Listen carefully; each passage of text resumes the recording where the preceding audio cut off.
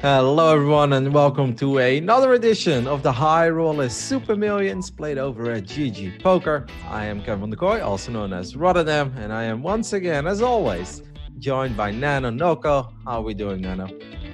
Doing good. Oh man, this final table, I feel like this is the one we've been waiting for. It's just, we've got a really big name up top. We got some big name at the bottom, Elky. This is going to be a good one today. Hold your horses. We're going to go over all the players real soon. And we'll spend some time because, of course, guys, as always, we're going to do a little pre-show. We're going to have a little chitty chat with each other, and then we're going to take a look at the 9 players that made it to the final table. But Nano already kind of spoiled it.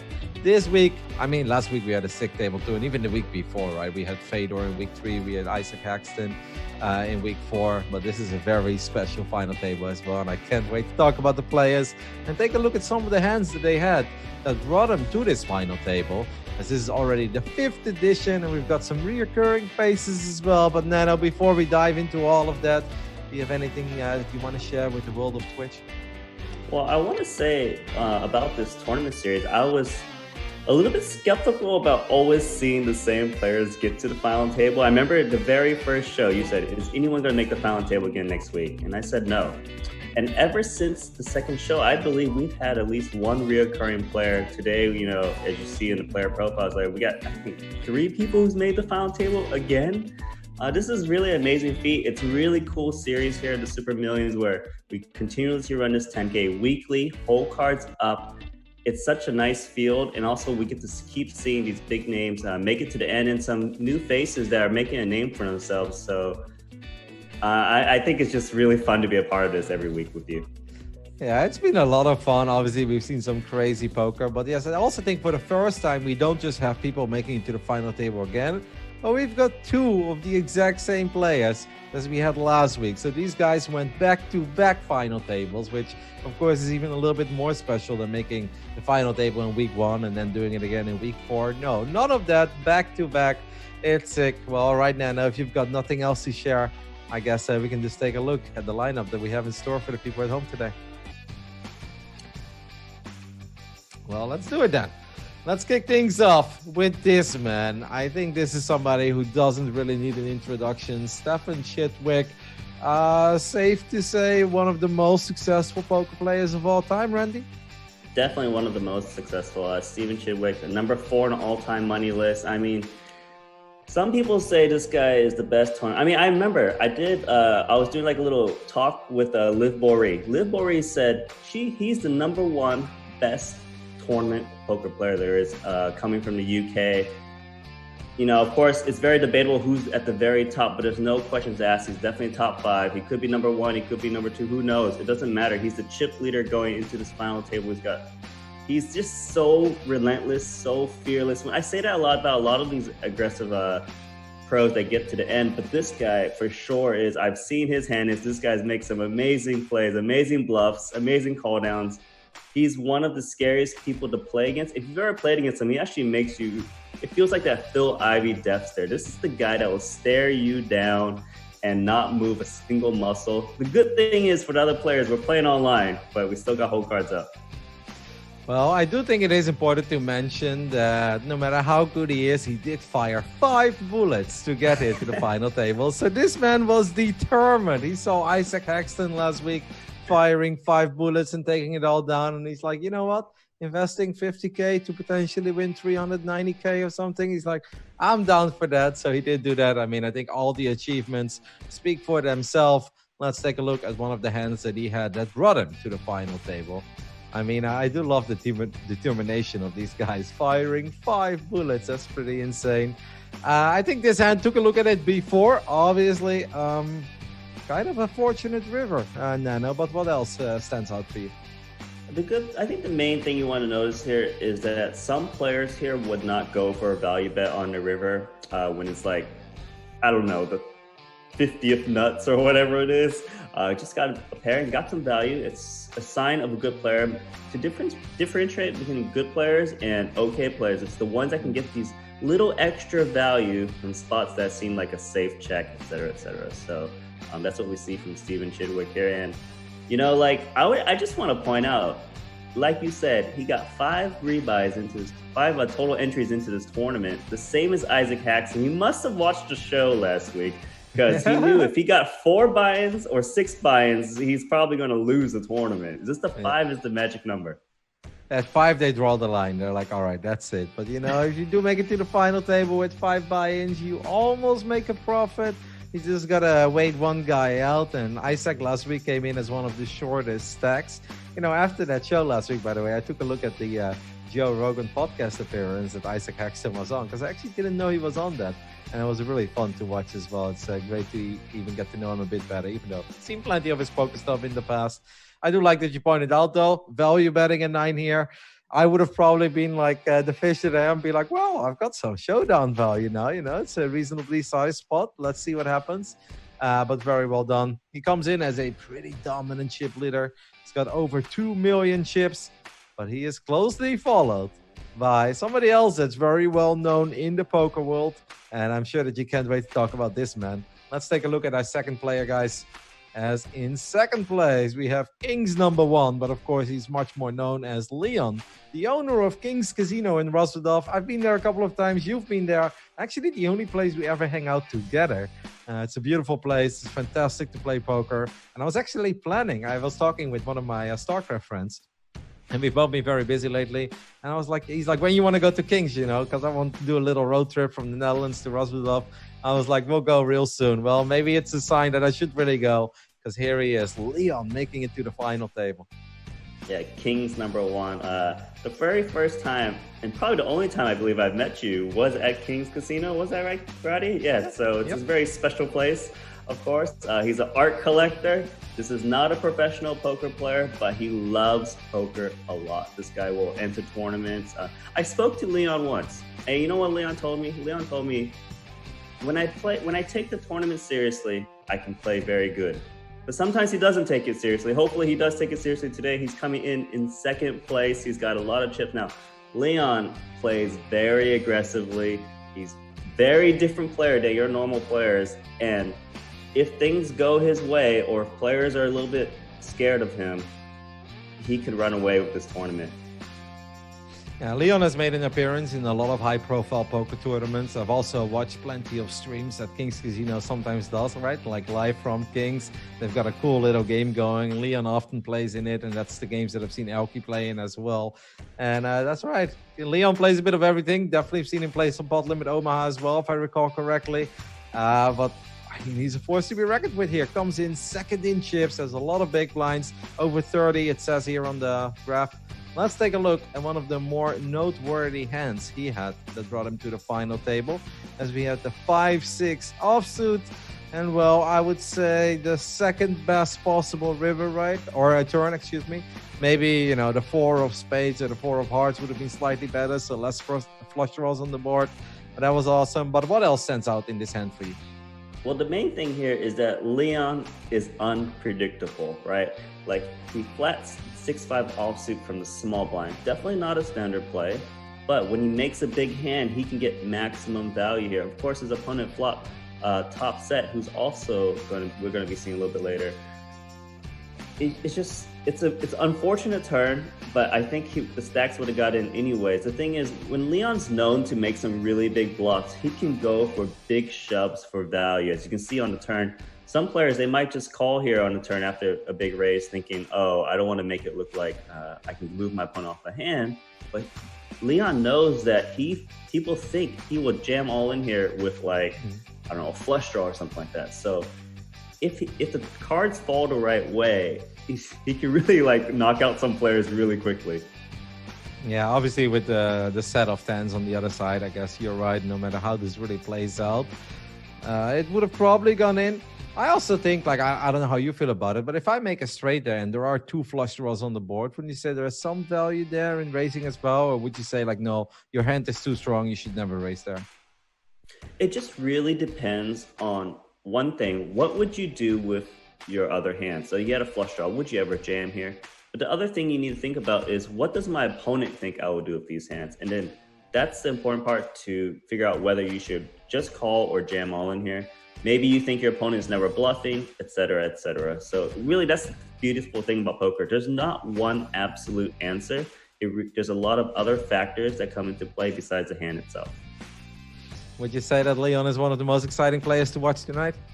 For sure. I mean, like, I've been waiting for like a businessman, a real businessman that loves poker to get to the final table but has a lot of chips. You know, when you get to the final table, you got 5 big blinds. Well, you know, you kind of got to wait for some big hand and double up, etc. But now we've got a guy who's willing to put you to the test at the final table, who doesn't play professionally but loves the game. So you know he's got a creative mind. And this guy is a super high roller. This guy played the $1 million Triton event. He plays, 100K. He plays PLO, like you said earlier. I mean, he was playing, I'm pretty sure he was playing against Limitless, like in a PLO online on GGPoker, 200, 400, 800 straddle, 1600 straddle, 3200, something crazy, and won like 500K or something recently. All right, well, can't wait to see Leon play some live poker. It's going to be a lot of fun. But that man that was on the wrong end of that beat still made it to the final table. Our Austrian, let's take a look at our next player, because this is a familiar face. We've seen him already at the final table.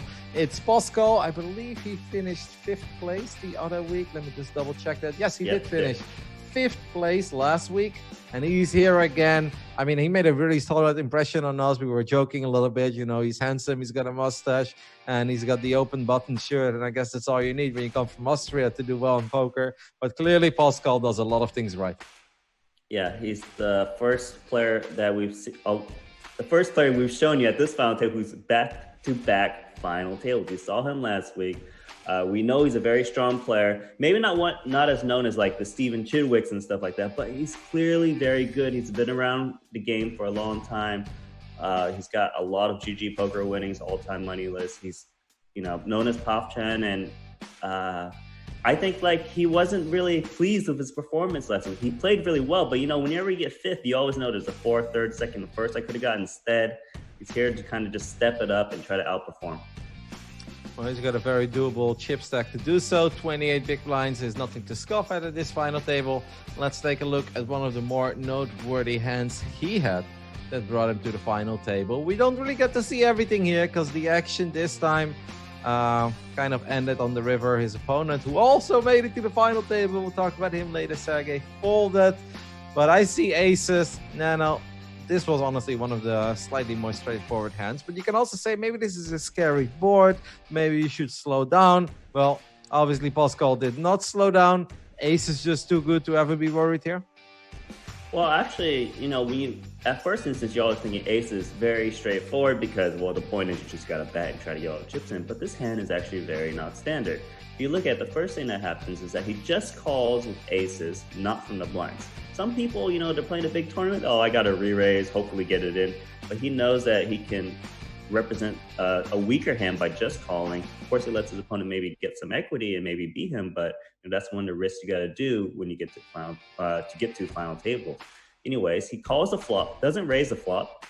Another thing, some people who slow play aces, they raise when those flush draws out there, just calls, turn, just calls again on the 6, which makes sense. But when the river gets checked to him, there is an obvious straight. It's very unlikely the ace, like a 3, very unlikely, but possible. 7, 8, possible. But he knows that a lot of times, given the action, he calls a flop, he calls a turn, and jams you on the river. Usually, it looks like you got a boat or you got a missed flush draw. But here, he's actually merging his ranges, trying to represent a bluff and going for that value there with the aces. And, some people, they see, whenever you see obvious check and you got one pair, they just auto check it back like play it safe. But these guys know how to extract the maximum value when they can. I mean, this was very deep into the tournament actually already as well, because the small blind and big blind were 15 and 30K. So I think this was probably like 2 or 3 spots away from the final table, looking at how empty this table was as well. But good news for Sergey that he didn't bust, which means that we are actually going to talk about him soon as well. I don't know if he's next. No. Let's take a look at our next player. Obviously, look forward to seeing more of Pascal. Made a really solid impression last time we casted him. I really don't think that he made any obvious errors. I mean, not expecting any errors here, of course, as well. But he just played his cards and it went the way it did. Let's see if he can improve that 5th position he had before. And next up is kind of the great unknown here at the final table. We're starting to see more and more familiar faces, some of the biggest stars that poker has at these final tables in the high roller super millions. This man, Nano, even GGPoker knows very little about Resurge. Yeah, Resurge. Obviously, I don't know much about him either. Coming from the first player from India to make the final table. I mean, let's look at this. $389 all-time money on GGPoker. All-time money live, not available. This is a very new player. We could have a very big wild card at this final table. You know, coming in at 4th position, 25 big blinds. I really don't know what to expect. All I know is that this player is an octopus in the fish buffet based on the profile picture. You know, Nano, I'm not going to say this very often, but I got the GGPoker winnings beat, okay? Now, after tonight, I have to admit that's not the case anymore because obviously the min cash is, you know, it's going to do relatively well for him. It's over 40,000, but the 389, I've got him beat in that department. Let's take a look at one of the more noteworthy hands he had that brought him to the final table. And I actually thought this was a cool one. Obviously, went over some of the hands before as well.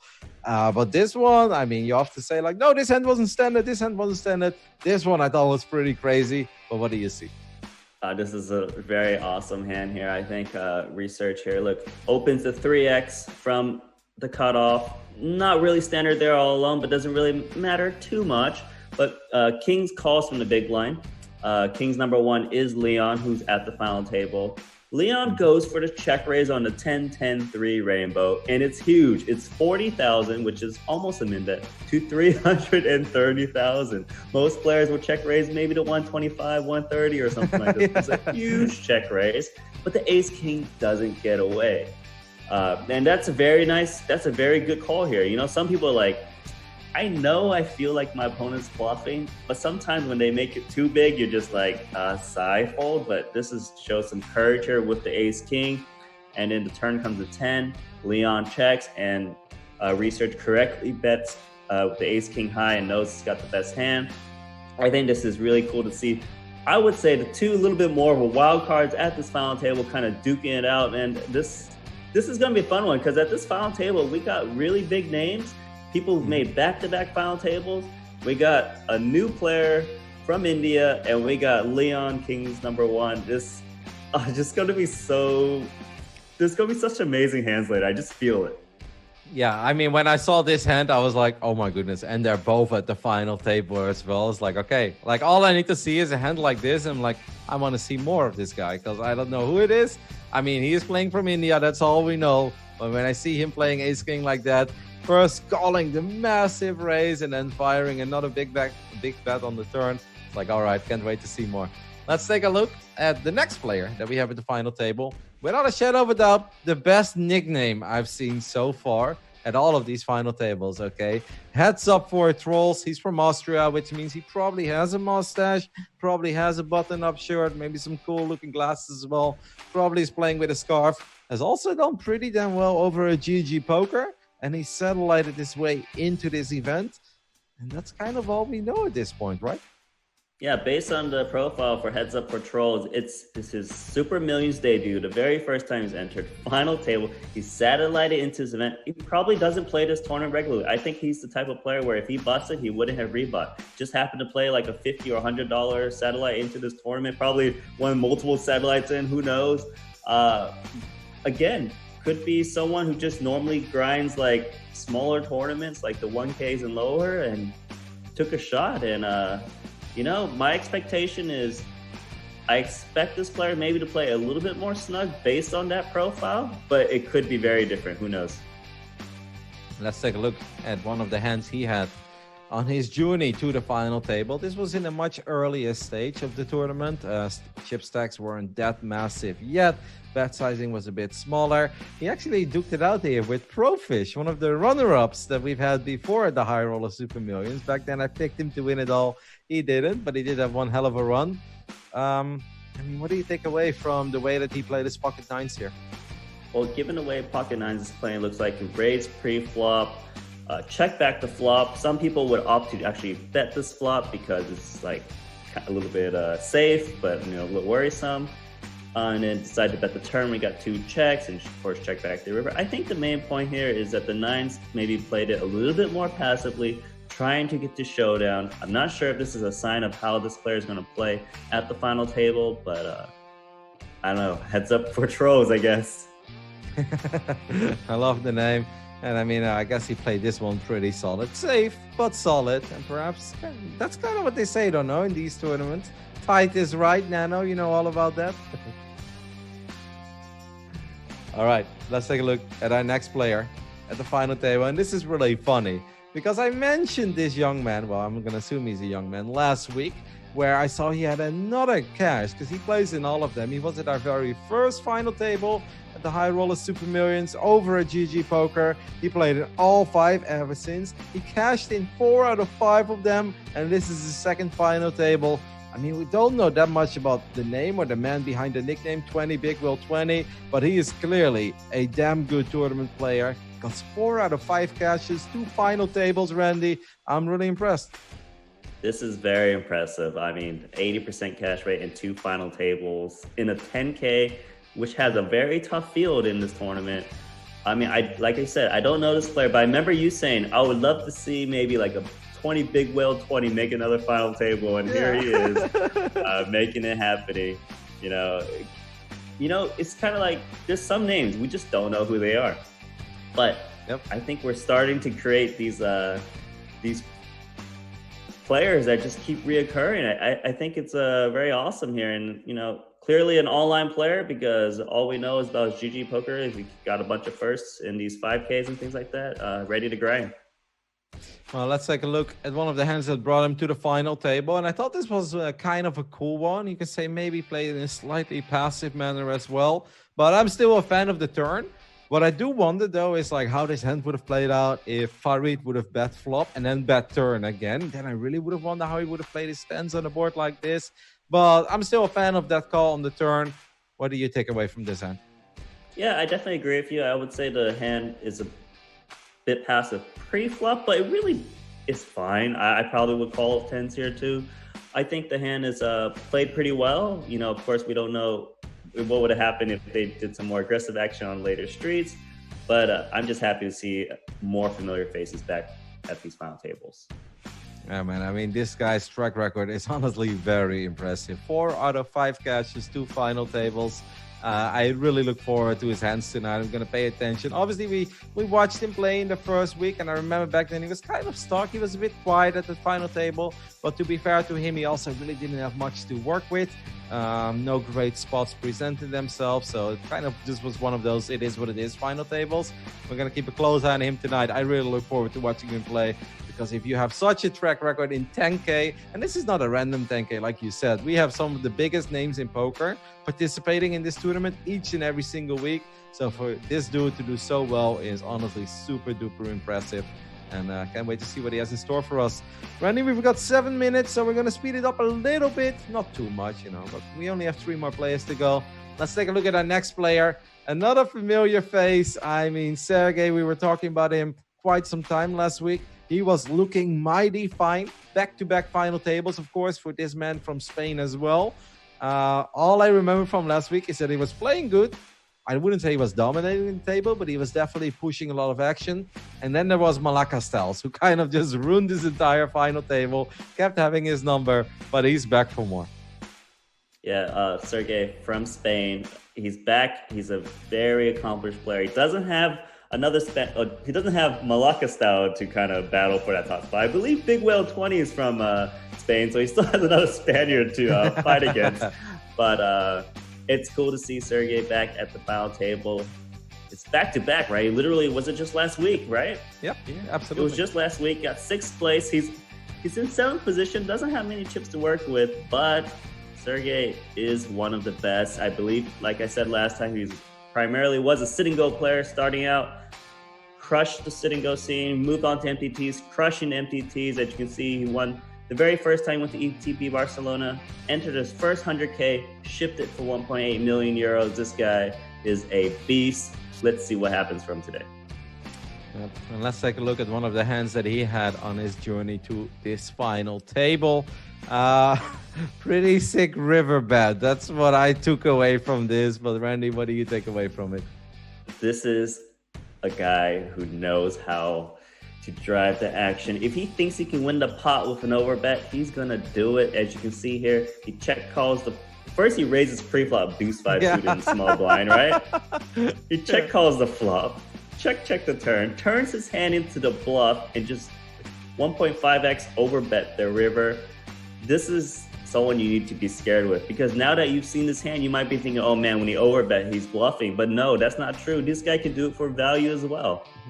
But this is a pretty insane line to take, though, in general, right? Throughout the hand. Like, you don't see this very often. No, you don't see this very often, but sometimes if you just think, look, my opponent's playing a 10K, he probably doesn't want to hero call it off, just go for it. And if it's going to work at a 90% plus success rate, you might as well go for it. Well, let's take a look at our next man at the final table, as we have two more players to cover. First up is Aleksej, originally from Estonia, but playing under the Latvian flag. Cashed in 5 WCS OP ring events. This is the very first time he cashed in the high roller Super Million Tournament Series. Other than that, what more can you tell us? I don't know much about Aleksej here. I believe, though, I was looking at the GGPoker lobby. It kind of looked like he was trying to sell a little bit of action. I'm not sure if he was successful or not, but he is probably a professional that plays doesn't regularly play like all the 10Ks and 25Ks, but he did enter the 25K GGPoker WSOP series that happened and cashed in that for 26th place. So definitely an experienced player. My guess, primarily an online player. Doesn't have as many big results maybe on GGPoker yet, but we'll see. This is a good start, right? 8th place. No, absolutely. Making it to the final table is always impressive. I love that you bring up the selling action, because I think that's one of the coolest things. That's just part and building the GGPoker client. I was playing a couple tournaments last week, and I was like, for fun, I was like, let's try it once. So I played a little tournament. I tried to sell some action, and I saw somebody actually bought action of me. I was like, oh my goodness, big mistake, my friend. I did feel extra pressure. I really wanted to do well. Unfortunately, did not cash. I am sorry to you. Yeah, of course. I'm sorry to the stranger in the internet out there that believed in me. Next time, I won't let you down. Let's take a look at one of the more noteworthy hands that Aleksej had that brought him to the final table. This is kind of, I guess, in the middle of the tournament. I do see a couple of familiar faces at this table. The Mad Queen was playing again. Heads Up for Trolls was here as well. Other than that, Randy, talk to me. What do you see about this ace-3? Beautiful play. Okay, now see, I wasn't sure much about this player, but when you see this kind of a texture and this person is betting the flop, betting the turn with just ace-3 high, no draw, no pair, no nothing. This is someone who just knows to kind of put pressure on scare cards, even without equity. Some players, they never bet the turn unless they have a little bit of a gut shot or something, but this one, a little bit wild in terms of the hand choice, but he's putting the pressure on those middling hands when that scare card comes. I love this as well about professional poker players, where you guys to look at the hand is like nothing on the flop, nothing on the he's like, love it, non-stop pressure. Who cares? It's not always about what you actually have. It's about what your opponents think you could have. And that's right. Well, the ace-3 was apparently very intimidating here. Well played. We've got 2 minutes till the final table, and that gives us 2 minutes to talk about someone that I mentioned as well last week, that I said like, hey, I want to see this man play again. I want to see this sick fish make another appearance. Elke, of course, I think one of the biggest stars in the history of poker, and an official GGPoker ambassador as well. I mean, I can talk about Elke. This is actually a player that I could talk about for days. Of course, started in StarCraft a long time ago. Got famous in the early years, and he's been relevant ever since. And what I love about Elke as well is that there were times where I felt that his poker career was perhaps taking a little dip, was cooling down a little bit, but he's always put a lot of work into the game, right? And still trying to improve again, bring himself up to speed, never thinking that he was like too proud to learn or too proud to study. And it shows. I mean, the year is 2020 and Elke is still relevant. Yeah, Elke definitely still relevant. I mean, he's got bracelets. Elke's a good friend of mine, he's a good friend of yours. It's just cool to actually see him here. Let's take a quick look at his hand, and we'll talk more about him later. Yeah, I watched this hand as well. He had the 9-7. This was relatively early in the tournament, or maybe kind of in the middle of it. And well, I mean, he got some value out of his opponent pairing the deuce on the river, and that's kind of all I took away from it. I mean, the 9-7. Anything else that stands out for you? Elke's still good. I mean, unfortunately for all of us, Elke does come into the final table as the short stack. He only has 6 big blinds, but that's not going to stop him. Let's go ahead and let's take a look at the final table, because 30 minutes have gone by. You guys now know the entire lineup. Needless to say, we are super excited. I mean, I'm excited for Leon. I'm excited for Resurge. I'm excited to see how Sergey plays this week. Of course, Pascal as well with his back-to-back. But at first, I mean, 20 big will 20s. Man, I'm looking forward to all of these nerds. It's going to be so fun. But I really hope that Elke catches a little bit of lightning in the bottle early on and goes on a little bit of a roll. Because with only 6 or 7 big blinds, it is going to be tough. But hey, we saw Isaac Hexton last week. Came in as a short stack. Took it all down. He did have a little more than Elke. You got to pick. You got to pick. Hurry up. You got to pick, Elke, of course, mate. Don't even ask. Elke. You're picking the guy in 9th place with... Absolutely. I can count his big blinds on the number of fingers on my hand. No, you do not. You need 2 hands for that. It doesn't matter. I will always go for Elke. All right, guys. Oh, let's go. Here we go, guys. Final table. First hand. Yep. 5th Before edition this of the high hand roll. finishes, I want to pick someone. Can I pick someone, Roddy? Of course. My pick is Leon, King's number 1. You know, I think he's got enough chips to throw a curveball. I know he's probably not the best player at this final table, but I know he's the one. If things go his way, he will crush it, and he will put the pressure on those guys trying to ladder up. No, okay, I can get behind that. Sorry, I got a little excited, and then Elke first hand, queens. I was feeling it. Unfortunately for Elke, the rest of the table had absolutely nothing. So, I mean, he will pick up the 2 blinds, but he's going to have to pay the blinds immediately. I know that Elke is an adventurous pick. Don't worry. I know that you should never pick the guy with 6 big blinds, but I can never not go for Elke. I'm sorry. Of course, no problem there. I mean, hey, you got Elke with 5 big blinds. I got Leon with 5x a stack. You know, is it fair? Who knows? But it doesn't really matter. Let's see if our Estonian player is going to get feisty here with 8-9 suited, and he will shove it in.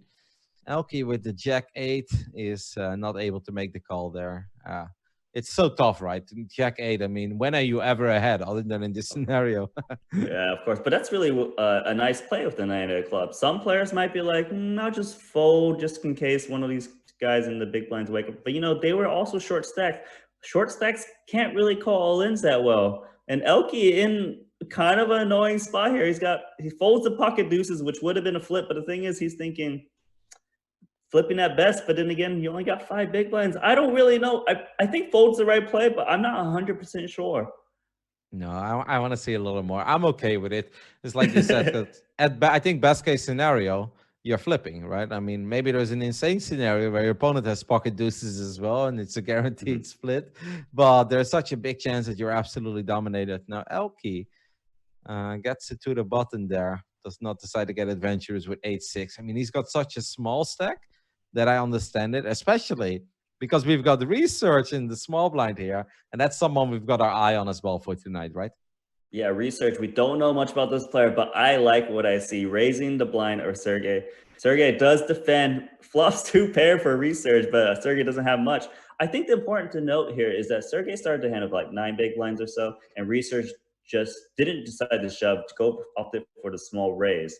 And that might come into effect later down in the track if these players are still in the tournament. Is going to flop the 2 pair, go for the bet. He's going to take it down convincingly.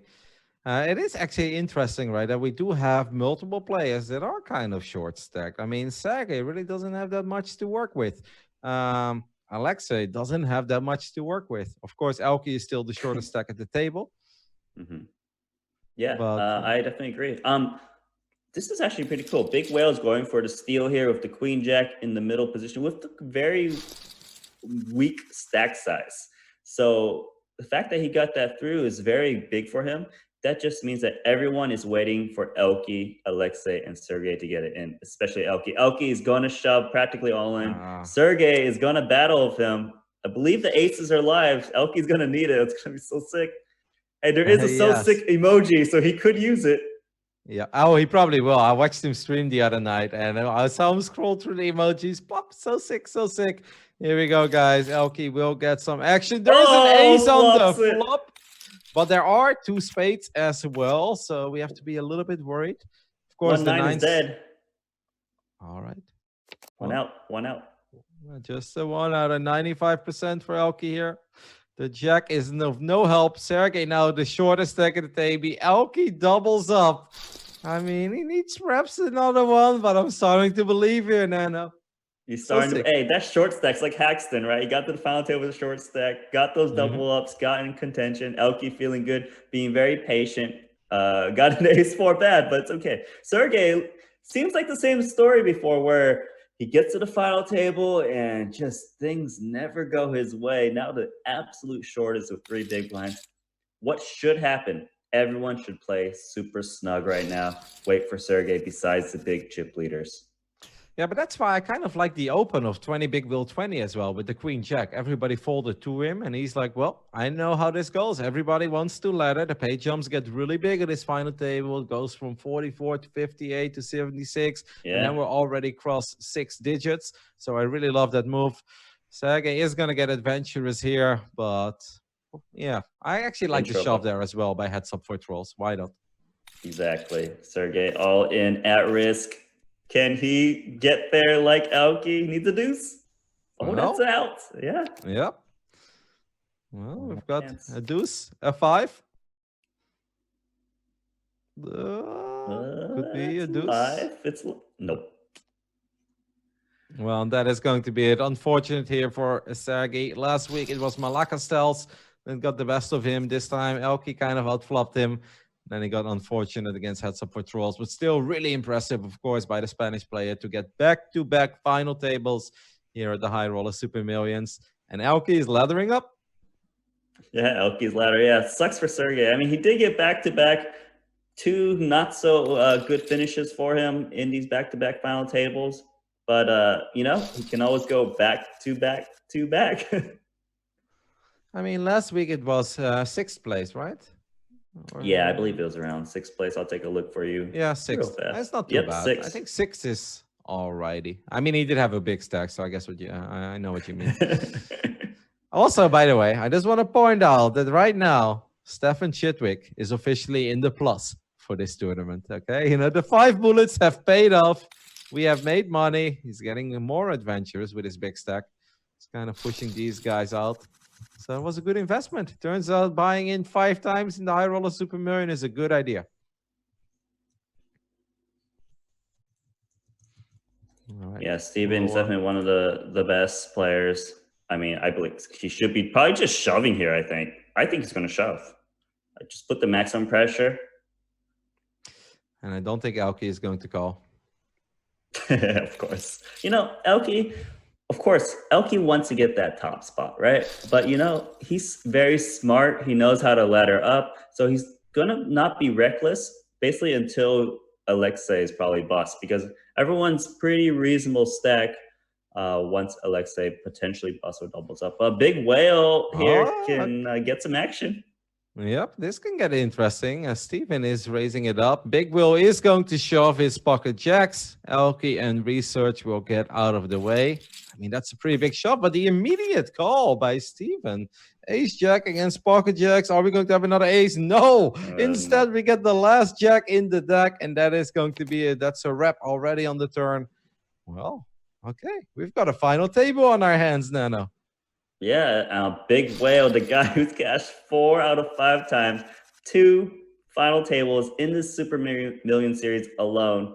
The new tournament chip leader. Maybe it's 20 Big Whales time to shine. Well, I mean, I actually believe that he is a super legit player. The first time we didn't see much of him, but the track record kind of speaks for itself. How do you like the call there by Steven? The ace jack, 800,000, like 700,000 extra, I believe it was. Well, some players would fold there. But I think Stevie kind of plays his game. He's basically saying, okay, obviously I'm going to raise the spot very, very wide. If he doesn't call with ace jack, then people can kind of shove on him a lot more. Some players just think, oh, it doesn't really matter if that's the case. But some people feel like they need to kind of protect themselves because it's true. If he folds ace jack, he's probably, he could potentially be overfolding. It just depends on how wide his opponents are reshoving. Of course, the jacks is a very strong hand. But if his opponent, say, was shoving ace 10, ace 9s, that would be a very big mistake. But it just really depends. Yeah, I guess Steven did open a lot of hands so far up to this point, so it is perhaps a little more likely that some players get a tiny bit out of line.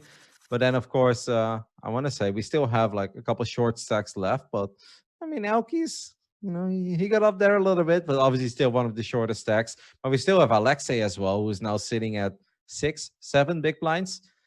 Look at 20 big will 20, no fear, shoves the ace queen, 1.7 million. Yeah, that's it's a bit excessive for. Oh, he did shove it, right? I'm not crazy. Yeah, he just opened jam. I think he's just trying to shut everyone out. But you know, I think this is a small factor. I'm not sure if it's true, but he's thinking Leon in the big blind likes to defend a bit more. Let me just make sure he can't call and try to bluff me off my hand. Let's just take the raw equity. Okay.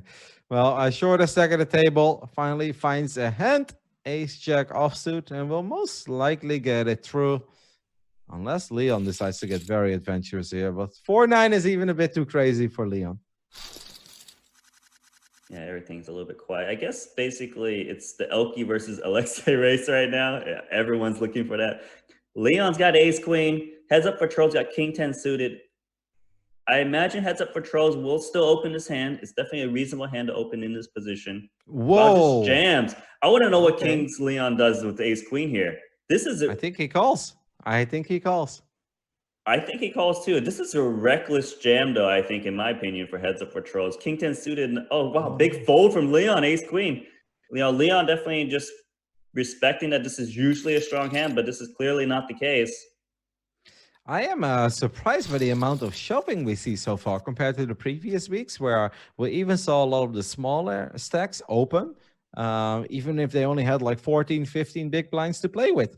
They were min raising quite a bit. We played a couple of small pots. There were even some bets on turns. Today, it's a shoving festival so far.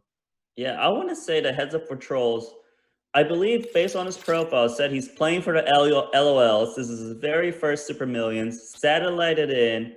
Wouldn't have played otherwise, I'm pretty sure. This is the guy I'm talking about. So the King 10 suited play, that is not a standard play by any means. I would say that he really is playing for the LOLs and playing a little bit like he's satellited in. Could you believe that you can be a product of your own environment? And if everybody's shoving at the final table, you're like, King 10 of diamonds? Everybody folds to me. Let's get it in. Yeah, I think it's a wild shot because look at Oki and Aleksej. They got no chips. That was a big risk. If Kings decided to call the ace queen, he would have been in big trouble. It looks like we got a little bit of action here. Stevie calls with the mid pair, but I'm the middle straight draw. Big Whale's got the straight, the nuts. 1.4 million. Big Whale. What's going on? Yeah, okay. So I guess this is how you get to, well, at least 2 final tables and you cash 4 out of 5 times. You just bet big and you hope that they got something and you hope they don't believe you. Well, Steven didn't have much to call with, but even the smaller bets probably. I mean, a smaller bet that would have probably been better, right? Because then maybe Steven gets crazy. Then maybe he goes for a crazy bet, but that didn't happen. Yeah, I guess Big Whale is basically hoping Stevie picked up like pocket 10s or jack 10, who knows. I think that was a little bit too greedy going for the big overbet. You got to remember, this is whole cards up. So I hope Big Whale kind of just, I know he's a chip leader. I know he's got 4 cashes. I would like to see him mix it up a little bit because I think that was a little bit too greedy, Big Whale, a little too greedy. I feel fireworks here because now this is the first time we're going to see Resurge probably play a proper hand as well. Let's see what he does with the ace deuce suited. He calls. Big Will does flop pretty damn good. Top pair and a backdoor flush draw as well. Just checks it back. Okay. How do you like that? Yeah, again, a little bit interesting because I feel against the player he's up against, he shouldn't really be too scared of kind of getting bluffed off his queen nine so much because someone with this 1.2 million wouldn't really go for crazy bluffs right now, I think, because of the super short stacks out there. I think what's important is you got to look at the stack sizes when you make the final tables. The stack sizes determines how they kind of play their hand a bit more on the frequency scale. Oh, I feel something coming. I think 20 big will 20 might open here with his ace-3 offsuit, but then we've got Elke with the ace-10 offsuit. And I think that our man is going to ship it in. Let's go. So sick one time. And I don't think I wouldn't call this. It's so annoying. You got the odds to call, but you know you're behind, so he does call with ace-3. Okay, Elke needs to avoid spades and a 3. Oh, no.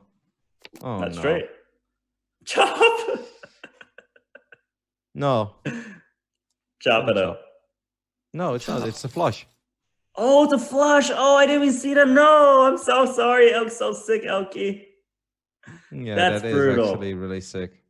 Oh my god. Well, guys, that means that Elke is eliminated in 8th place. He will walk away with $58,000. I mean, okay. I was wondering why you were so sad. Yeah. You sounded so sad. Yeah, because he was drawing that. I guess there was a way that if there was a spade higher than the 3 on the board, then it could have still been a chop, right? So the river had to be a spade higher than the 3, because then there is a higher flush on the board than the flush that big will or 20 big will 20 was playing. But Yes, correct.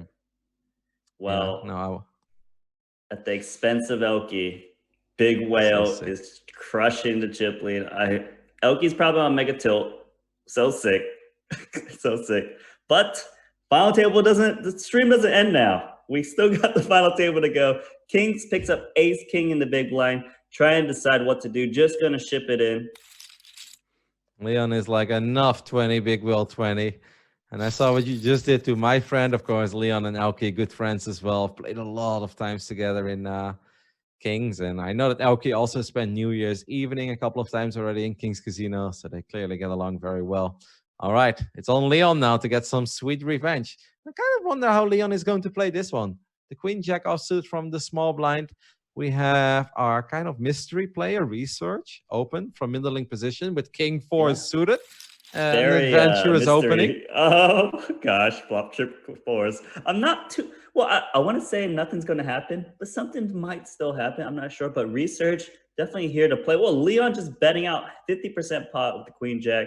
Usually, this could easily work. If someone's playing straightforward, they got like King Queen high, King Jack high. They're just going to fold this flop. Of course, the Queen Jack's not going to work. Go for the min raise from this is a little greedy in my opinion from Resurge, but maybe he hasn't played too much of Leon to know that raising maybe not the best play here, because what are you scared of? I mean, if they got a flush draw, they're going to probably put more chips in anyways. Wow. I just think like you let your opponent get away. No, for sure, especially because you got position there as well, right? Like calling is so much better, and then you can always decide what you do on the turn if there is a club. And even if there is a club, then the board can still pair on the river. You can still make 4 houses there. I agree with you. That's kind of a greedy move there, indeed. Let's see what heads up for Trolls is going to do with my favorite hand in the game, jam. I mean, it's kind of like King 10 suited. Yeah, it's better, mate. In my eyes, it's the hearts as well. You know, that's me. Well, he does open it up. Let's see what a short stack is going to do with King 8 offsuit. He is going to fold. I mean, Aleksej is sitting there quietly. He's like, hey, that's not bad. 2 people already busted. You know, I went from 44K to 76K. Let's run it up, baby. Yeah, that's awesome for him because, you know, that's the thing. Those short stacks, that's why you don't want to be the first one to get it in, because you could get called and you bust out before someone. Your chips are worth more value at these fountains because of the big pay jumps. I think here we actually have a very wild final table. I feel like we got a lot of players here who aren't playing the standard lines that we would expect. I think heads up for Trolls, opening a bit looser. Resurge is opening a bit looser.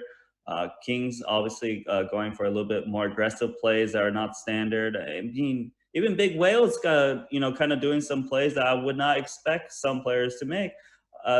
You know, it's just going to be an unpredictable final table. Potential for some big hands. I mean, look, Resurge has been playing some hands a little bit differently than how I may have played it, but I feel like Resurge from India has got a lot of action, wants to ship the tournament. Look at this. You're just battling the chip leader.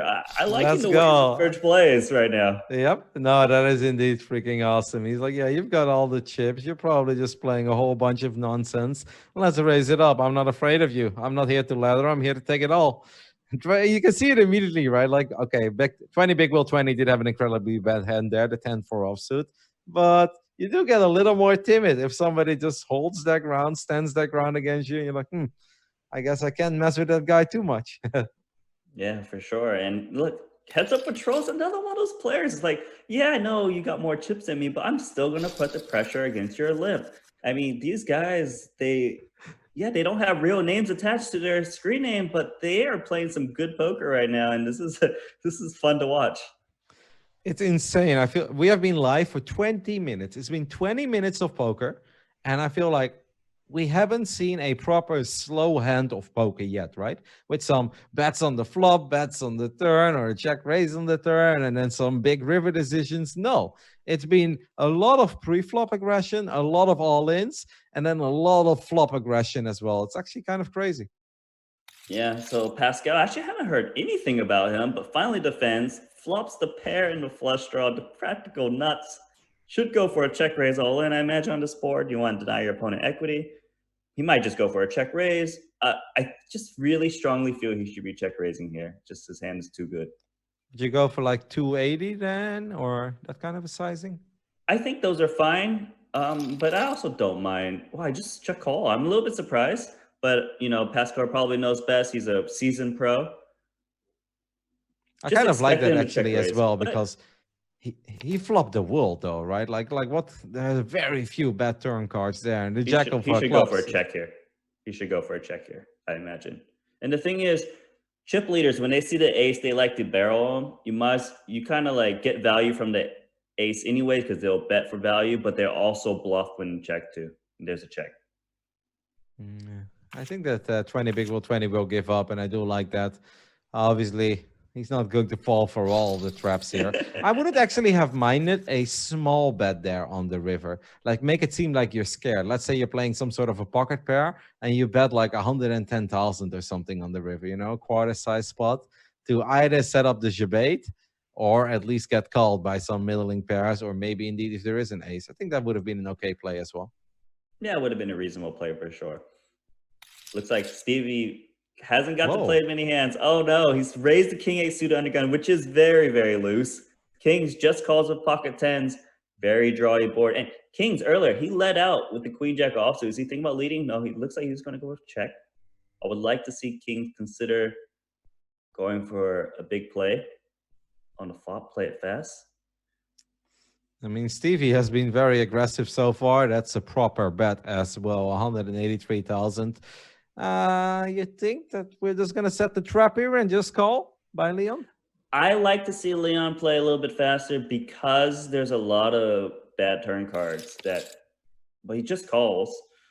The reason is, I mean, it's tricky because you don't want to bust before Aleksejs either too. So I can understand just calling. The thing is, there's so many bad turn cards. The 9 gives him outs, but the thing is, it kills action, also maybe lets your opponent improve. I'm surprised that you say the 9 is a bad turn card, because let's not forget that Stevie did open under the gun. So how likely is it that he has a 6? It's unlikely, but let's just say if your opponent had a hand like king 8, well, I mean, clearly he's not going to pay off on this kind of board right now. That's the thing when I say a bad turn card. Not necessarily for him, but also bad for you to get value. Like, if you have, like, say, 2 pair, right? This is obviously terrible. Now, given the way his hand played out, it is going to go check through, and Stevie is saved. I'm surprised to see Kings Leon play it the way he did, because we know him as a very aggressive player. Clearly wants to make a proper run at this final table. Look at that. Oh, this can get feisty as well, because King Queen offsuit on the button, aces in the small blind. I like it.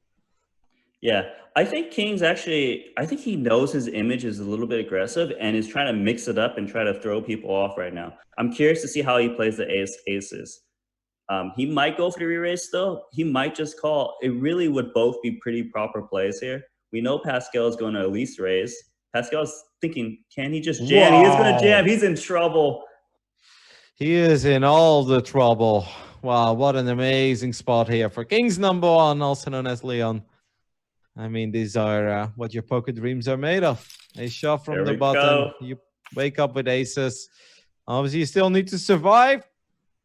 There is a queen on the flop. Yep.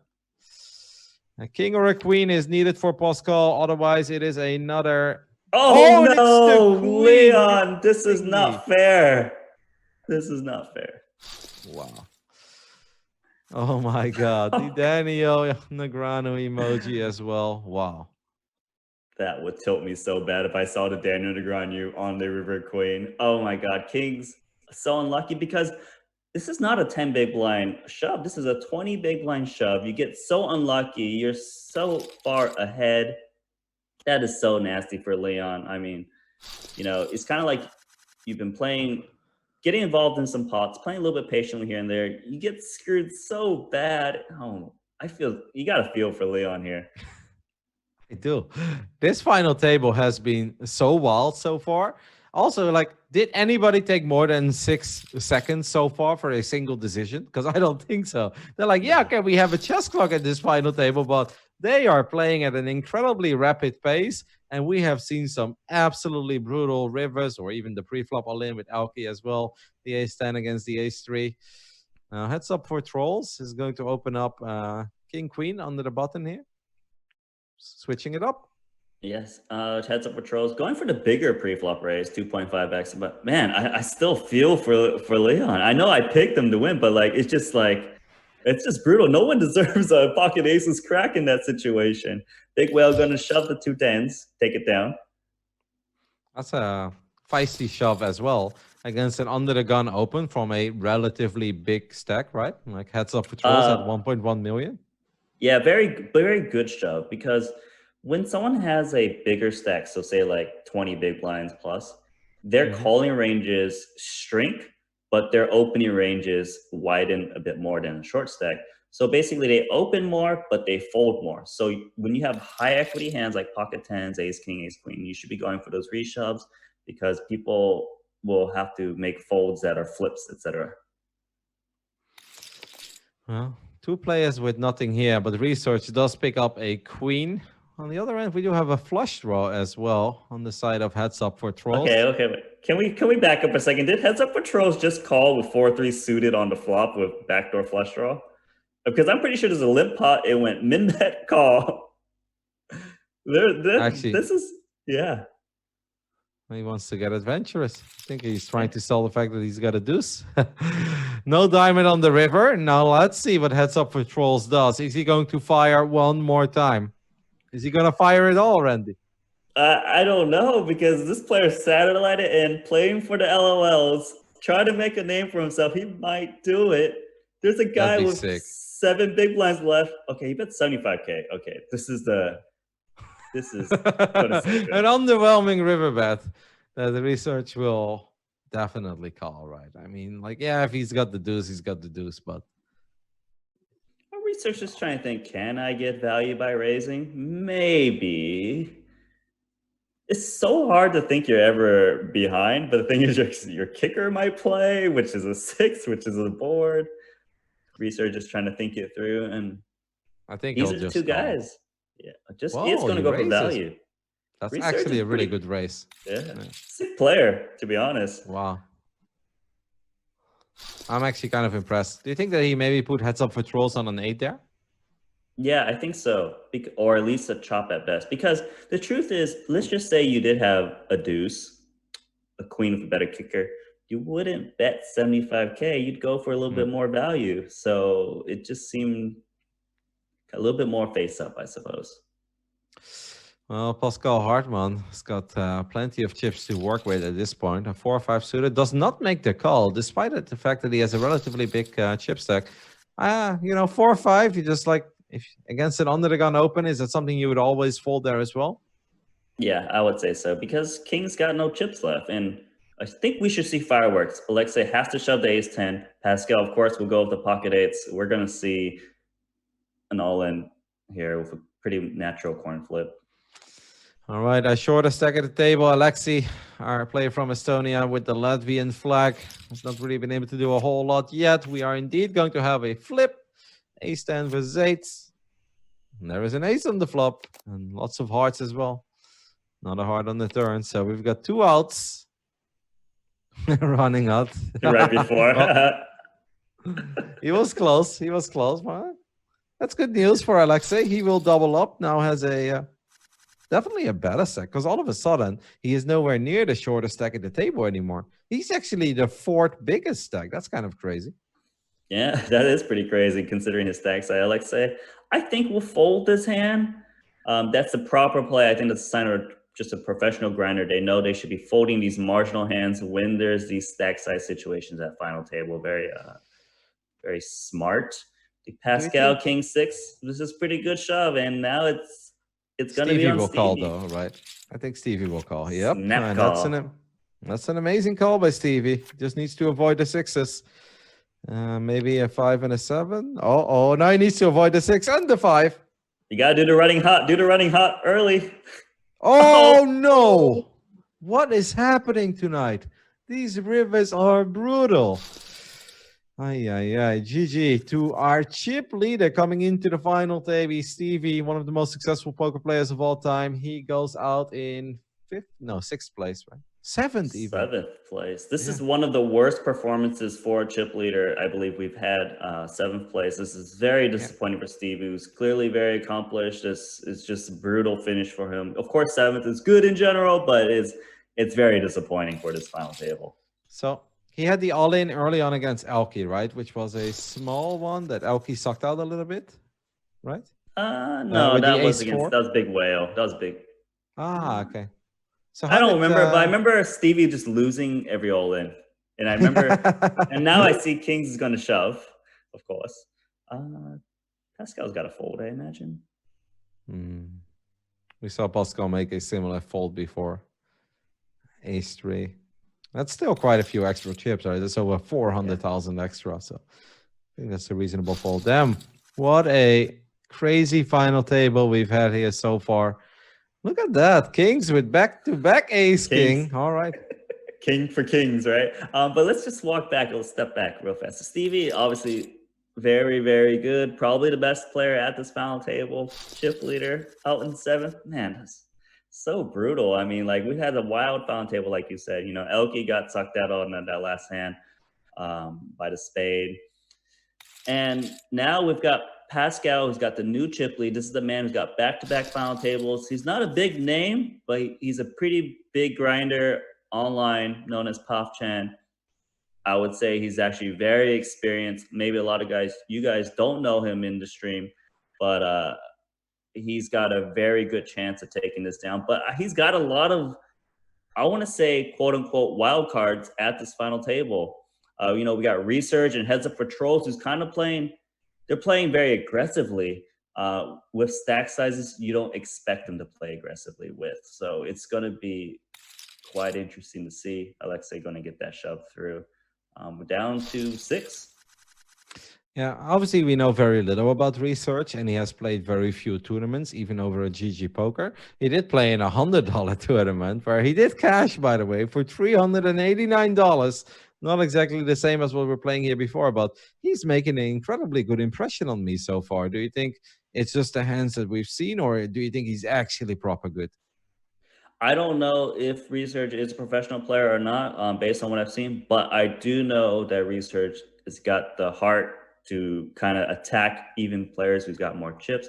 Resurge strikes me as a person who is not afraid about pay jumps and ICM. So this person is either a businessman or a pro that just plays for the win every single time. Look at this. Pascal, the chip leader, getting a little adventurous here with the 8-6 offsuit. And Aleksej, I don't know if he was actually thinking about it or not. Was that a King 6 or a King 7 suited? Yeah, King 7 suited. I think that would be a adventurous call. Of course, the chip leader is going for bluffs, but Pascal's going to shove better kings, better aces, things like that.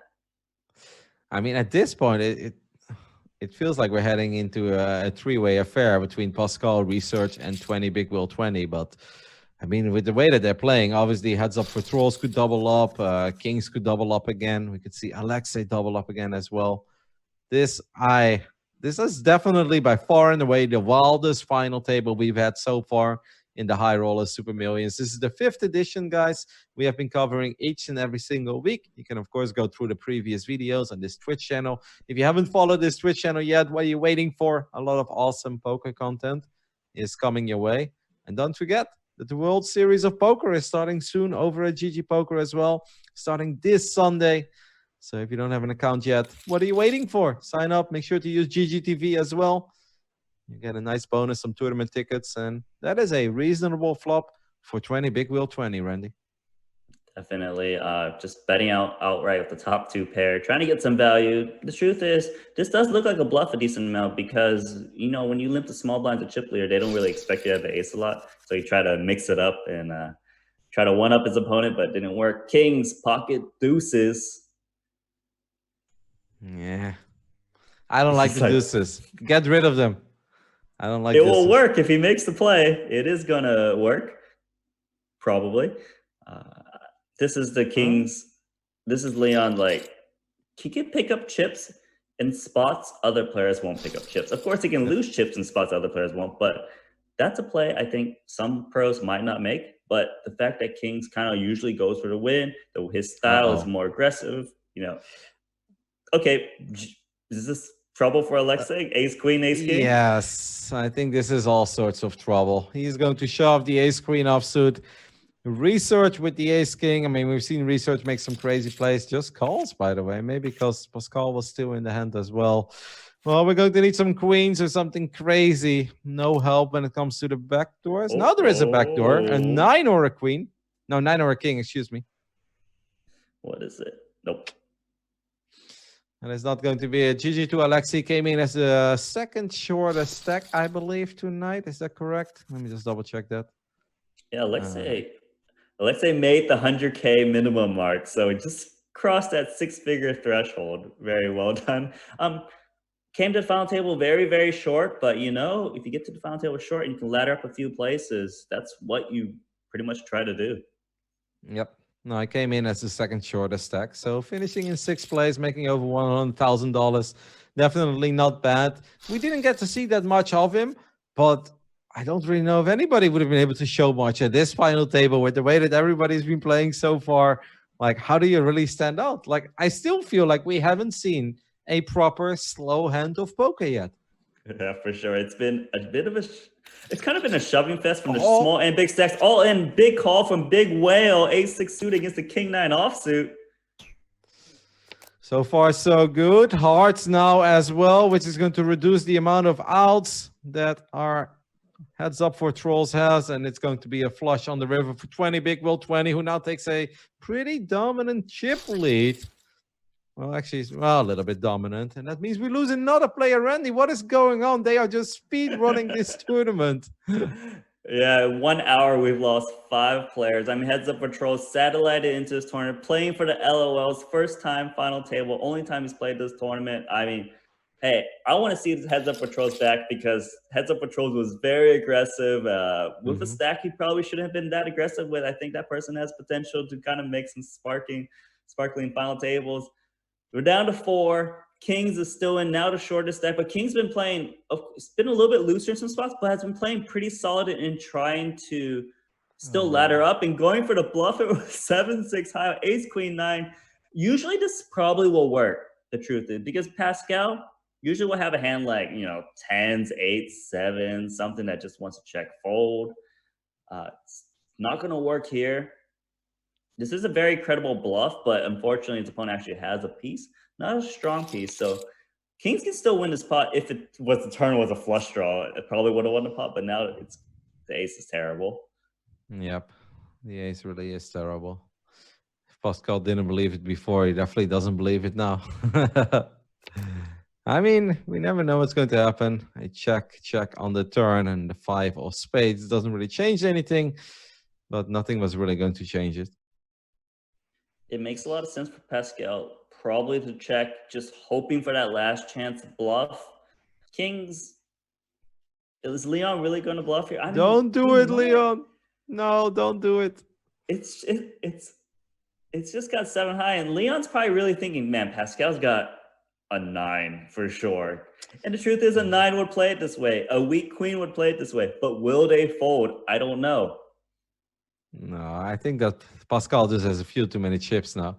Like if Leon had like, let's say 1,000,000 or 1,000,001, you know, then you can do, I think, a lot of adventurous stuff. But with 500,000, Leon checks it back, gives up on the hand. Happy to see it. So at least he will stick around for a little bit longer. Heads up with trolls, of course, in 5th place. We'll still walk away with $132,000. Not bad when you satellite your way into the high roller super millions. But yeah, got a bit unfortunate there. Very adventurous. The King 10 suited shove early on. I mean, that's one for the books. Yeah, for sure. Down to 4 players in 1 hour. This is the fastest we've ever 40 seen. minutes. Leon shoves. No. Is he going to get called by Pascal in the big blind? Probably. I think probably. We saw Big Whale make a call with the A6 earlier. It's a very similar situation, but less players. And against Leon, Leon's got to shove so wide. So this is the correct call of A6. Leon needs a jack or a 7 with some hearts. Jack. Well, there's the jack, and that means that right now only 3 aces left. Aces and 10s at this point, good for Pascal.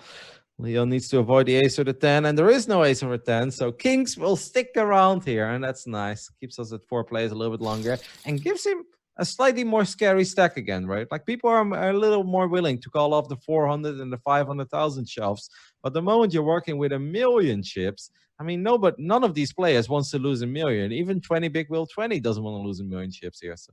Yeah, exactly. So Leon, of course, still the shortest stack, but he's got kind of chips to put some damage on players. See, when he's got this chip stack, Pascal, you know, he's not going to shove on you anymore. Right now, he's trying to go for a limp. Of course, kings can now get some free flops with 6 deuce offsuit. If he wants to play aggressively, he potentially could. I don't know if he's going to.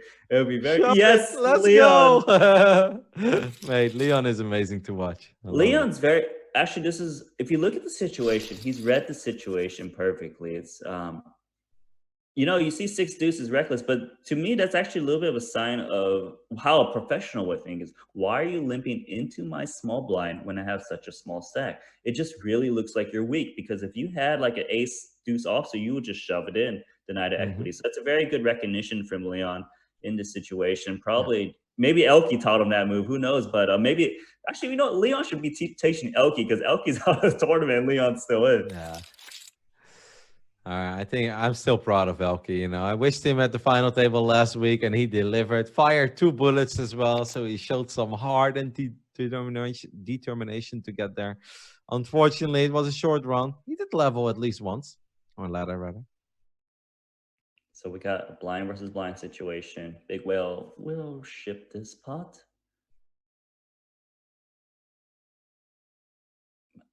King's thinking.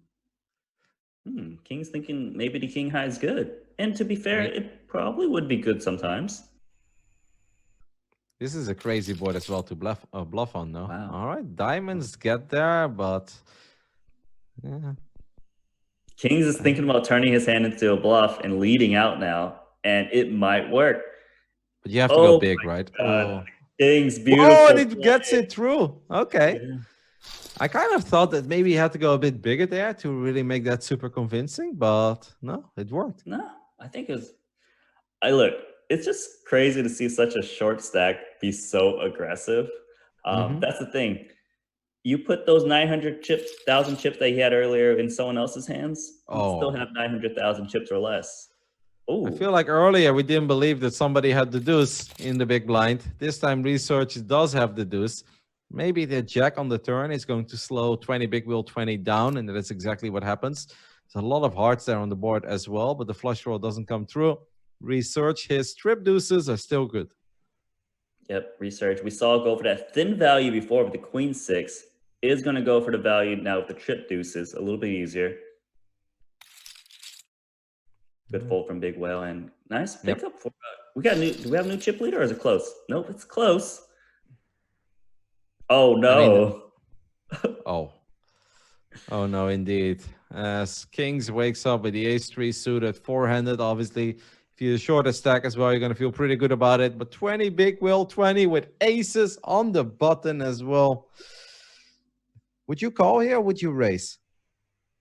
I mean, it's tricky. I don't want to say there's an absolute decision, just really depends. If you think Leon will call 3-bets, then you should be going for a re-raise. This does look a bit strong to me. But you know, Leon, he's got ace-3 suited. It's a reasonable hand to take it post.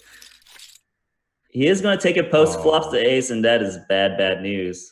It's also a little bit bad for Big Whale because it's hard to bet, right? Like you're like, what do you have that top set? Yeah, that is true. It's over. It doesn't have to be that hard at that point. Leon is drawing that. No backdoors available. And that means that it's going to be it. Kings will finish in 4th place here. We'll walk away with $174,000. And 20 big will 20 will once again, well, actually will remain the chip leader, but now takes a commanding chip lead. But the other two players, there is not a short stack here. I mean, 2.5 million, 2.7 million, that's plenty to play with. Yeah. You know, Leon, not a professional, but played pretty aggressively, pretty well. For someone who doesn't play professional but loves the game, has very good performance. 4th.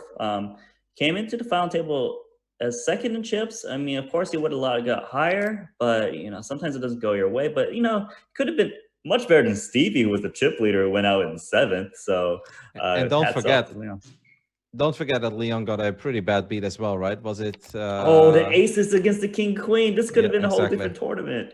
Pascal would be out of the tournament.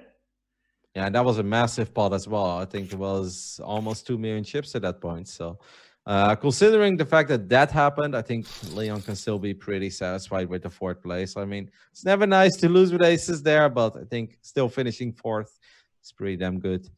This can get fun. 20 big will 20 with the queen 10. I have the feeling that Resurge is not going to give up the king 6. Oh, he does. Okay. I mean, he's been pretty feisty so far. So I had the feeling like blind against blind. King. I think the king 6. A lot of people would just call there.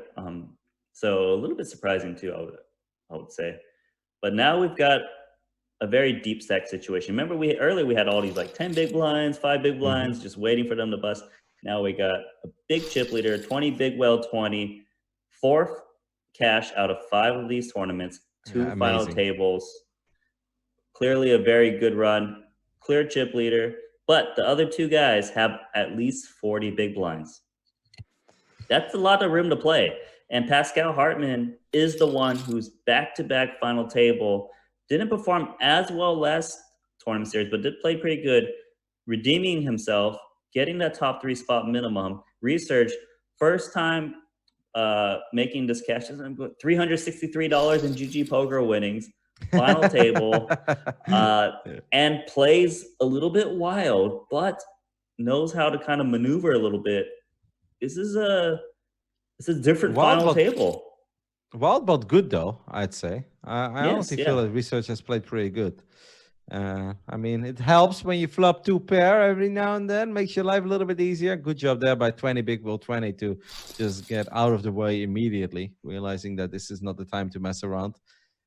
I would definitely at this point, I mean, that's lame to say, put my money on 20 big will 20 because he's got a massive chip lead, right? So it's like, wow. I mean, you're the one that says, remember you said, I want to see another 20 big will 20 final table, and it's happening. You know, I got You got big well. I like you Resurge. Nothing against Pascal Hartmann, who's probably the most experienced best player at this final table, final 3. But I like the two other guys a little bit more right now. I know Pascal's got a very good chance of shipping this tournament. If I was Pascal right now, I would try to feel things out. I would try to grind them out and see if they'll let me get away with it. Because I think he's got the most post-flop edge. Not to take away from the other 2 guys at all, because they're definitely playing post-flop game. But I think if Pascal plays a bit solid, he can maybe try to lower the variance and get his way to the end. I think it's so insane that after the show last week, I just went over the cashes and I was like, shout out to this 20 big will 20 guy, you know, making another cash, finishing in like, what was it? 21st place last week. I was like, man, this guy's been doing well, made a final table. He keeps cashing and now he's here. Fast forward. chip leader with only 3 players left in the tournament, the 5th edition. And that is a sweet turn card, of course. Takes it down. Yeah, so it's been a little bit more quiet lately. The last 5 hands ever since this 3-handed started. Well, I'm curious. But the thing is, a lot of guys, right? When it gets a little quiet, they like, okay, you know what? I can make a big steals. And that time will happen. Not right now, but I feel like it's coming in like, 10, 15 minutes or something like that. Absolutely. We do have a flush. Actually, they both. This is what Elke needed. Why didn't an Adel space come when Elke was all in? So we're going to chop it up. Do you feel like 20 Big Whale, 20 and Resurge are like the two? They just play so fast. Yeah. I mean, all 3 of these guys got a lot of time bank. Yep. I mean, yeah, but I think Pascal just hasn't been involved in that many hands, right? He shoved the king queen. He made queen on the river. And he's like, it's all good. I'll see you guys when there are 3 players left. Then I'll start participating again. This could get fun. Both players pick up a piece of the flop. Yeah, Resurge is very tricky. Resurge is the type of player where, flop's a pretty strong hand, just going for some checks and traps. I don't think Resurge ever thinks he's behind. Pascal picks up a flush draw. I like to see some value bet coming now from Resurge. Just seems like you got the best hand too often. Well, Randy, we've got 10 minutes till the first break. Do you think we'll make it? I mean, we don't make it. There's no giveaway, right? We need to hold out. I know. These guys need to slow it down. People want to win some satellite tickets over here. All right. Well, the 7 will take down this spot. And that means that Pascal right now is definitely the shortest stack at the table. But still 2 million chips obviously is plenty to play with. An 8-5. See if we can get adventurous here. Nope, just gives it up. The rich get richer. 20 big will 20, completely okay with that. I mean, Pascal right now is looking like the 20 big whale versus Resurge battle because these 2 guys are still battling out a bit. Pascal did lose that last spot. Nice value bet earlier from the Queen 7 suit. Actually was a big bet. So you can see like, I know Pascal's watching the stream because he's a pro. He's going to try to get as much information as he can. 20 big whale, 20 probably is because he's made 4 cashes, 2 final tables. There's a chance Resurge is not watching the stream. I don't know personally. Could be a pro, could not be a pro. I don't know. But this player is mixing it up. But giving the way Resurge has been playing hands, it does seem like he is. And he really knows how to kind of change his timing on some of his hands. So he's going to go for the raise. Should get a little bit of action from Big Whale. Neither player really flops anything, but obviously Ace-King heads up. You're still going to feel good about it. I do think that he's watching the final table, though. He may not be listening to us. No, he may not give a damn about what we have to say. But don't forget that this tournament obviously always takes place on a Sunday. And then we postpone the final table until Tuesday evening, at least for the Europeans. Wednesday morning for the people who live on Australia, China. And obviously Tuesday morning for the Americans. So you're living forward to this. And obviously if that wasn't the case, you'd be like, hey, why are they broadcasting? So everybody should be aware of the fact that these final tables are always broadcasted. And I can't imagine any of these guys making it to a final table and then not having the final table open. Because if there is one thing that poker players have in common is that A, they always want more information and they're always curious. One or the other, at least. Most of the time, both.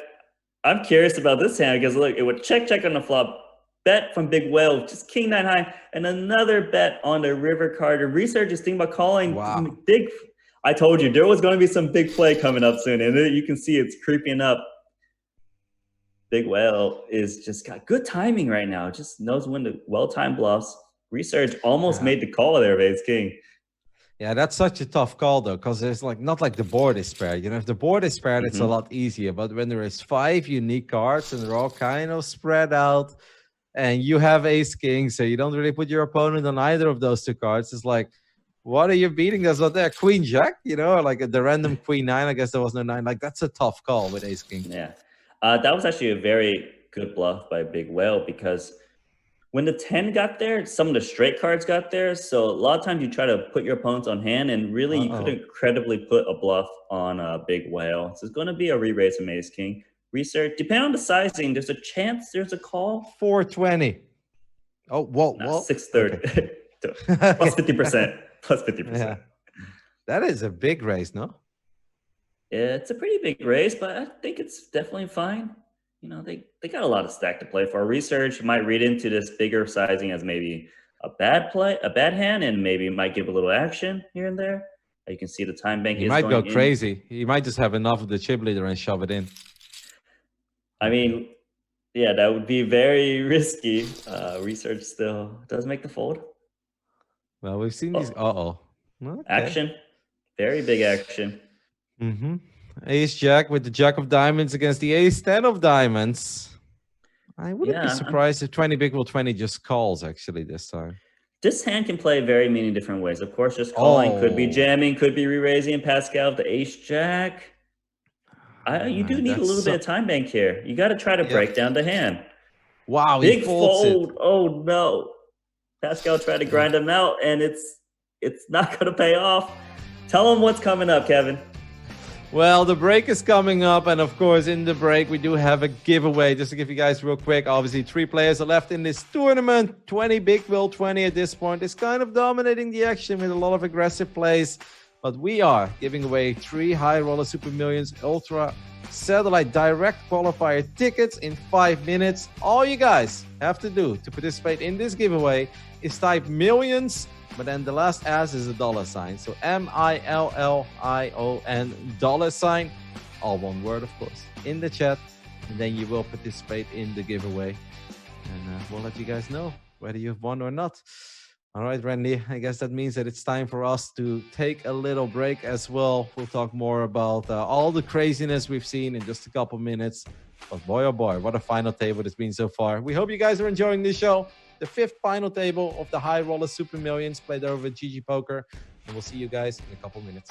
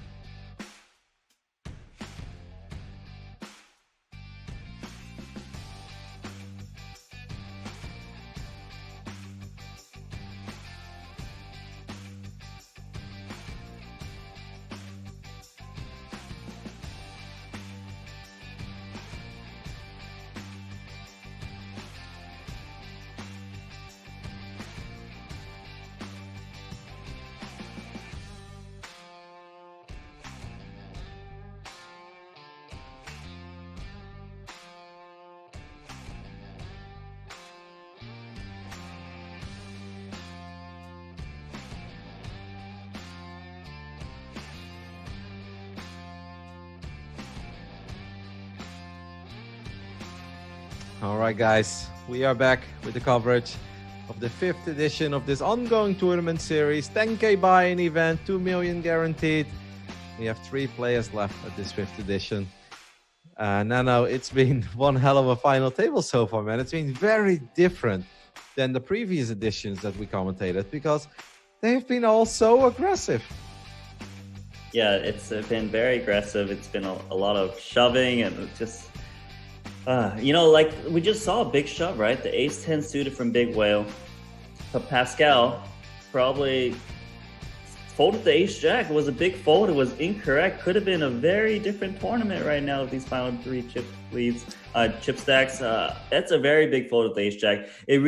That kind of fold really defines the type of player you kind of approach final table. Some players there would never fold. Like, for example, Stevie Chidwick strikes me as the type of guy who wouldn't make that fold because he kind of plays that different kind of style. Now, there's nothing wrong with folding the ace-jack. It's probably, maybe it's ICM correct. I'm not really sure the exact answer, but you can see the different approach. Pascal wants to lower the variance, but that lower the variance could maybe end up biting him with his final 3 players.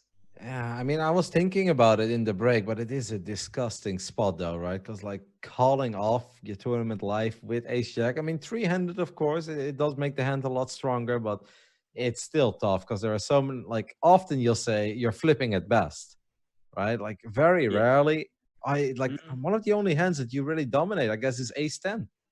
So one of the things I would think about is, would my opponent play better aces this way? And like ace-king, we've seen Big Whale just 3-bet the ace-king earlier against Resurge, right? We've seen Big Whale re-raise the pocket aces, not all in. So that makes those hands a little bit less likely. Now, of course, he could be up against a lot of pocket pairs, which is a coin flip, but you want to see how often you're just crushing. Is Big Whale shoving ace-10 suited? He doesn't know the answer to that. The answer was yes. It depends on how many worse aces there are. And it's a tough spot, but back to the action, and Resurge is that middling stack that, again, is fighting the chip leader with 6 deuce offsuit. Yeah, Resurge has definitely shown us very little fear this final table, and that's been refreshing to see. Let's see what happens over here. As Pascal is obviously sitting on the big blind with ace-10 offsuit. We've got the king-5 offsuit here from Resurge. Is he just going to call? No, he makes it a pretty proper raise. That's a big one. Yeah, that's a very big raise. Just try and take it down, Pascal. I'd like to see him probably just shove this, but calls. Pascal's just trying to keep the pot small, but this is letting his opponents maybe win the pot post flop. Now, I don't think the ace-10 is going to fold this flop because, of course, it just would be bizarre. But Pascal's being a bit passive right now. I like how you said that, bizarre. You're like a boo. You're like, I can't see it. In Nano's universe, this is not possible. I mean, it is rough, obviously, but we do get the call. Now there is a 6 of spades. So there are 2 flushed rolls on the board. Let's see if Resurge decides to pull the trigger one more time. And he does, and that's a proper bet as well. Half pot, 420.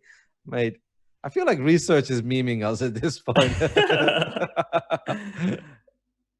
Wow, Pascal, this is a tough spot. So you don't reshove this hand. Now you got to make these big call downs, and I think he got to fold.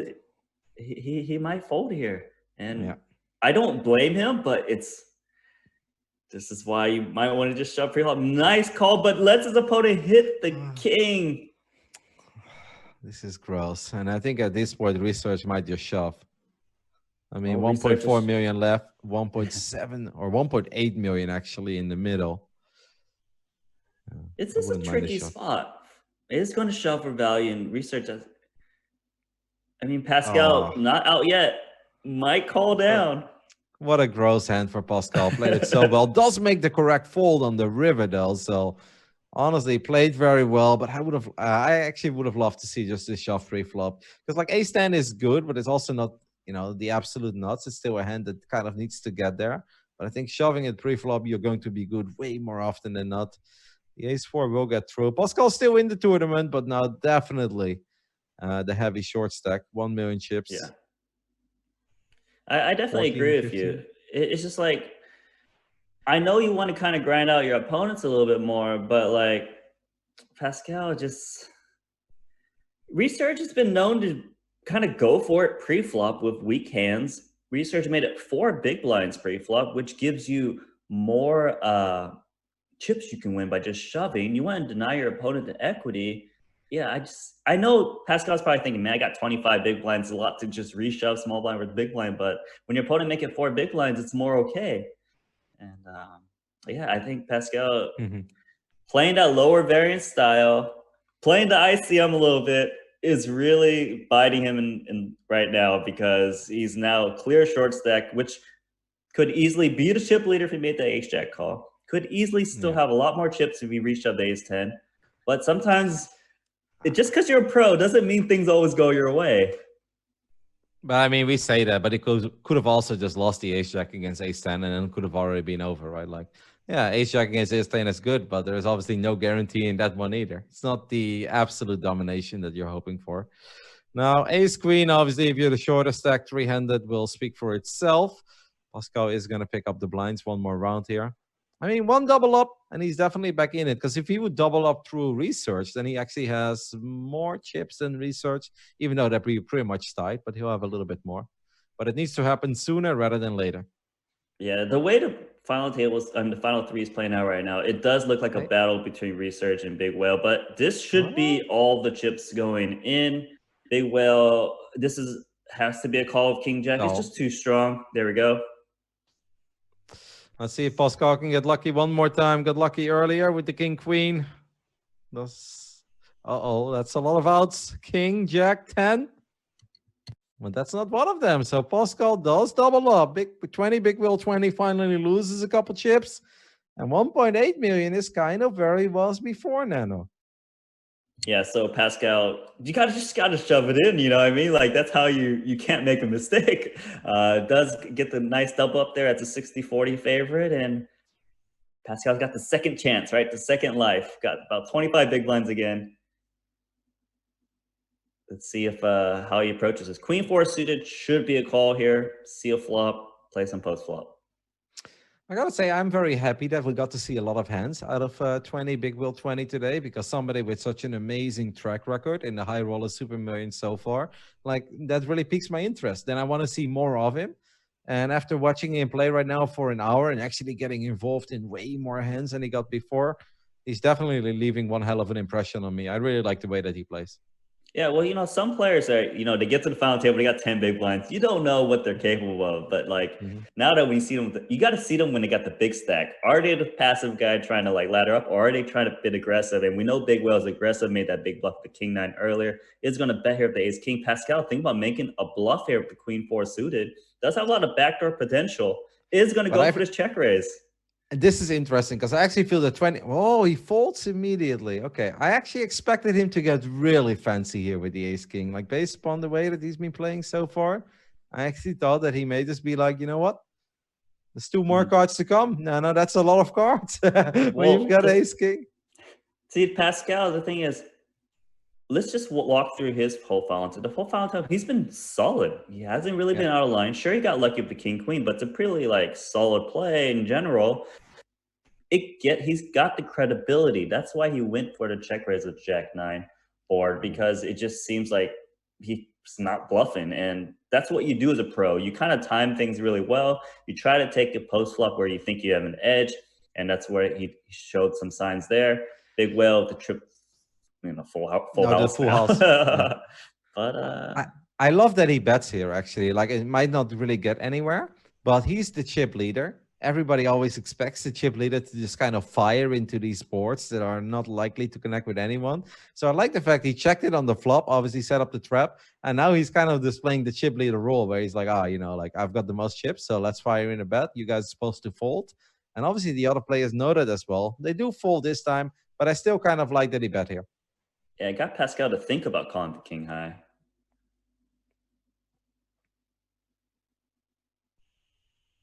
This can get fun. 2 playable hands, I'd say. Yep, for sure. Of course, Resurge will be putting some chips in, just not sure on what street. Big Whale thinking about whether to limp or raise. Is going to go for the raise. I think Big Whale is just kind of done just limping and getting raised by trash, so he raises himself in trouble. Well, obviously a good flop here for Research. Picks up top pair, but Big Will does pick up all the backdoors. And one of them has to get there, Nano, you know? Like, one backdoor, okay. See? Okay. They're all still alive. Yeah, that's actually a really good card to fire, but it's not going to work. Research is a very tricky player. Just snap check back the top pair, makes the call, and Big Whale. Is Big Whale going to bluff again? It's very credible. Probably would I check feel king like high on the flop, bet turn the river. I would have And loved to see him bet bigger. I feel like if you want to take it down here, you got to bet bigger. good call from Research. Excellent call. Excellent call by Research. I kind of feel there, if you're trying to take it down, then you got to go all out. You really, heart and commitment is what we often talk about. Then you just fire a pot-sized bet there, because then you really put on the pressure. I think at this point, Research is really getting the right price to call there. If he's wrong, he's wrong. It is what it is. But I think he made it too easy there on Research. Yeah, but I do think it is reasonable the sizing. I mean, it's an interesting spot. I just think that I want to point out that Resurge's snap check back on the flop with top pair on that flop actually picked up a lot of chips for him, because a lot of players would just bet like, oh, well, I got the best hand, just bet. It's about playing the situation. Big Whale kind of, and the thing is, Resurge watching the stream probably saw Big Whale make that bluff with the king nine against his ace king earlier. It's like, yeah, I'm not going to fold this queen jack ever, even if it was a pot size bet. Yeah, but then you make it a lot harder, though. That's for sure. It is what it So, is. Yeah, This could be nice for Pascal.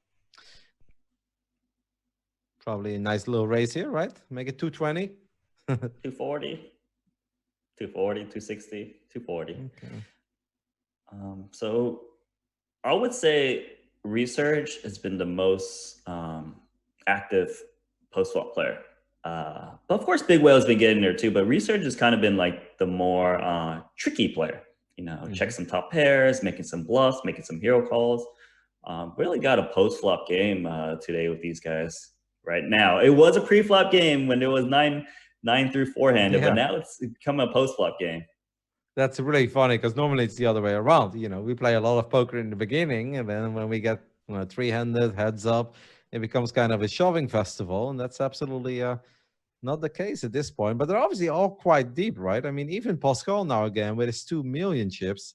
Let's see what Big Will 20 decides to do here with a stance. I have the feeling it's going to be big, like proper big.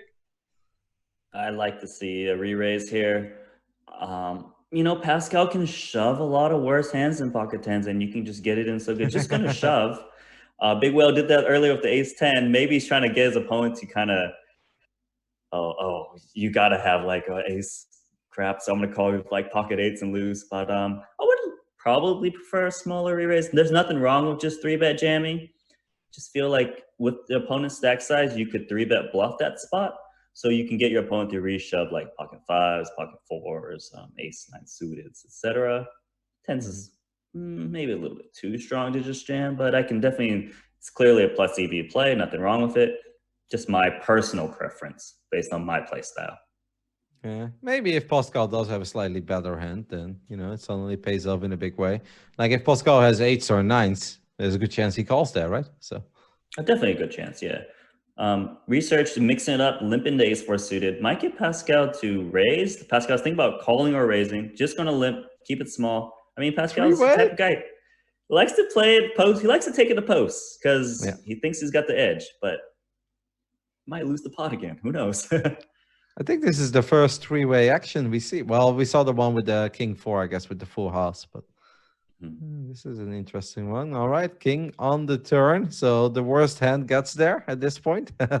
I mean, that's what happens in limp pots, right? Like you can't really, like, oh, you don't raise. You can't blame, oh, I got so unlucky against the king deuce offsuit. The thing is, you let the king deuce offsuit play, so you can't really complain. Very small bet there, but there's obviously no need to go crazy in a limp pot. You have no idea what anybody really has, but if you got top pair, you want to see where you're at.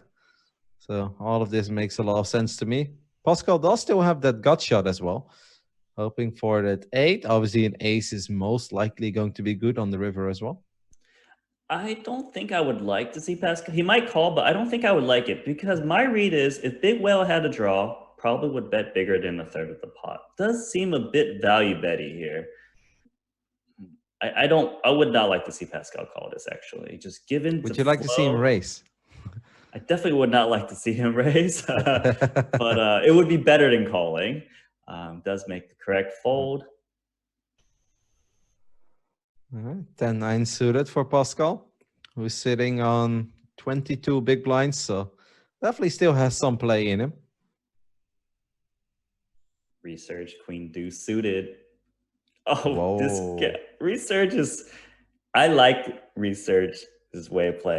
Sure, he takes some unconventional lines, but he actually recognizes the situation really good, and he's got really good timing. That's just very aggressive, but very strong. Very well done. Yeah, I mean, three-way, it's likely that you're often not going up against that much, and there's a lot of hands that would like to see flops, 10-9 suited being one of them, but nobody really wants to put in 500,000 chips at this point with hands like that. So indeed, very well played. Now, I'm with you. I think Resurge has played very well. I think all three of our players that are left have played very well. Of course, Pascal got a bit fortunate earlier with the king-queen against the aces of Leon, but other than that, clearly Pascal is playing some very solid poker and is indeed trying to reduce the variance. 20 Big Will 20 is trying to speedrun this final table. He's like, it's like, I've heard that Nano didn't get that much sleep. I want to give him a few more hours, you know, like. Yeah. Yeah, but right now, Big Whale and Resurge are definitely the highlight right now of these final three. Pascal just trying to hang in there, but like these guys got so many big blinds. I think Pascal needs to try and chip up a bit because this post-flop game he's doing right now is not working. This is going to work. Pre-flop is the way to play. Yep. Ace Jack for 20 Big Will 20 on the button. Pascal wakes up with Ace Queen. 4 different suits as well. Pascal's going to shove it. 20 Big Will 20 is probably going to call. But I mean, 1.4 million is still the amount of chips. You do really have to respect it. I mean, you really just can't fold Ace Jack. It does look like Pascal's not bluffing you, but like Ace Jack's just too good. Well, unless there is another miraculous river, which there is not, that means that Pascal will chip up again. You said he has to chip up. Well, how does 3 million chips sound? And look how even it is at this point. Our dominant chip leader is now actually the shortest stack, but still has 2.6 million. And then we've got 3 million on Pascal, 3.6 on Resurge. We've got a game on our hands, Nano. Yeah, Pascal, you know, like just all his chips has been from the pre-flop all-ins, not the post-flop. But now he's in a pretty good position here. Right now, Resurge has got the command, not commanding, but, you know, the chip lead. Everyone knows he's got the chip lead. And I think Resurge is going to kind of use that to his advantage and just really attack people a little bit more now. Big Whale. You know, the thing is, sometimes when you're the clear chip lead, you're like, I'm going to ship this tournament. But now when you become the shortest, you're like, maybe I try to ladder up now. People take a different approach. Some people try to get their chips back. Some people just try to just stay calm. We'll see how Big Whale does. Well, he had over 5 million chips at one point, so definitely can't be too happy with where he is right now, but still definitely in it. 2.6 is more than enough to get a proper game of poker going. It's probably going to make this a little bigger with the ace. A6. Yeah. And it's going to get it through. Look at that. He turned into an ice cube as well. He was a raging inferno before, and now he's an ice cube. So, yeah, Big Whale. You can see is still playing his game and just trying to put some pressure on here and there. Going to go for the limp with Ace-Jack suited. Sneaky. Yep. Hoping that Resurge gets a little out of line there, but that is not happening. Now, let's see what he does on the flop. He will fire on the flop, and he's going to take it down immediately. Okay. Man, I have no idea right now. I mean, Resurge has obviously been playing very well, but this is truly anybody's game at this point. Yeah, it's pretty much anyone's game. And, you know, I don't know who's got the post-flop edge anymore. It just seems like everyone's kind of going for it. Everyone's winning and losing post-flop pots. It's a bit of a battle. Well, 20 Big Will 20 does pick up middle pair here. Obviously, there are 2 clubs on the board, but he's probably not super concerned about that. He's just going to take this one down as well. This will bring him back to 3 million chips before he posted those blinds, or well, very close to it. Picks up another ace. So he's actually above Pascal again. Man, he's been hyperactive. Look at his VPIP, like 46. That's a lot. Yeah, Pascal just hanging in there, right? He's got the pocket fours, going to play this one. Resurge with the queen 5. He's going to let this one go. I feel like Resurge was getting a little crazy early on, but he's definitely playing a bit more passive at this point. I mean, obviously, whenever you reach the top 3 of the tournament, the pay jumps are massive. Goes from like 229 to 300 most of the time. Yeah, 301. And then the winner of the tournament today will walk away with $397,000. So, yeah, take it and easy. you can This see could get Big fun. Whale still going for it. 7-4 suited, flops bottom pair, but straight draw for Pascal, but a weak straight draw. We know Big Whale picks up the flush draw, but this is a good turn card for Pascal to bet with his hand. It's just 6 high, but you got a lot of equity. You can get a lot of folds usually. Would like to see Pascal bet, although it's not going to work. How much would you like to see him bet? 296,000 exactly. Yeah, sure, Nana. Now I really wonder what 20 Big Wheel 20 will do. I don't see him folding with the way that he's been playing today. Obviously, he's got a lot of equity as well. He's got the pair, he's got the flush draw. But I wonder if he gets really crazy and he raises here or even just ships it. Okay, he calls. There is the 9 though, so the straight gets there for Pascal. I'd like to see Pascal check now. Just, you want to give the spade draw a chance to bluff. Occasionally an 8 or 7 that wants to turn their hand into a bluff is going to go for the value bet. I guess he's hoping for the crying call from the queen. It does make sense to go for value. Actually, the more I think about it, you can really go either way. Just depends on what you think your opponent would do. If you don't think your opponent would hero call you for queen, then you should definitely be checking. But clearly Pascal thought otherwise. I love how we were just speed running the first 35 minutes of this final table and we lost like 5 players. But ever since we got down to 3, these guys are definitely slowing down. Obviously, we haven't seen any crazy setups yet. I mean, we saw the ace-jack against the ace-queen. These things happen. But other than that, not too many massive pots. Yeah, I would say, Pascal is going in for that post-flop game, and its pots are finally going his way. He's got the slight chip lead now. Resurge, Resurge likes to be more active when he's not the chip leader. So that's when he's in second place, that's his time to shine. All right, 20 Big Wheel 20, picking up ace-queen suited here. Might get a little action from Pascal with 9-7 suited. Yeah. Should Pascal, at least tag along, right? Given the way he's been playing, he usually will just call here. I haven't seen anyone do any re-raises as bluffs yet, so I'm expecting that to happen, but it depends. They're really going for a post-flop approach right now. Does flop really strong here? Yeah, flops. I mean, pretty much everything, right? Middling pair and the flush draw. When you're playing 3-handed in the final table, that's a lot to ask for. Now, 20 Big Wheel 20 does pick up a couple of additional outs here. The jack is going to be good too at this point. It's not the jack of spades though. Yeah, it's reasonable for Big Whale to bet again because it could get a lot of folds from like the 9x's, the 3x's, things like that. Then again, you don't want to bet sometimes because you got a big draw, a reasonable draw to the nuts. So he's going to go for another bet. Actually, the sizing is really good here because this targets those 9s and 3s and those little pocket pairs like 5, 6, and 7. They probably will fold. So the sizing is perfect for those hands. He doesn't ever expect a king to fold. Of course, he doesn't expect like a queen 10 type hand to fold either. So you decide what hands you're targeting and you choose the right bet size. So he does go for the bet. 2 pair for Pascal. Might just check one more time because that's obviously been working out for him. Should Big Whale bet again? That's the question right now, and that's the tricky one because Pascal has a lot of hands that actually would fold to a river bet, but has a lot of hands that will call too, and it's really a big guessing game for Big Whale, and Big Whale is going to lose these chips. Yep. If Pascal makes the correct call here, then we have a definite short stack, and that is happening. Ace Queen completely whiffed. Pascal picks up the pot here, a big one, 2.6 million. That post flop play is working out after all, Nano. Yeah, That's a big one.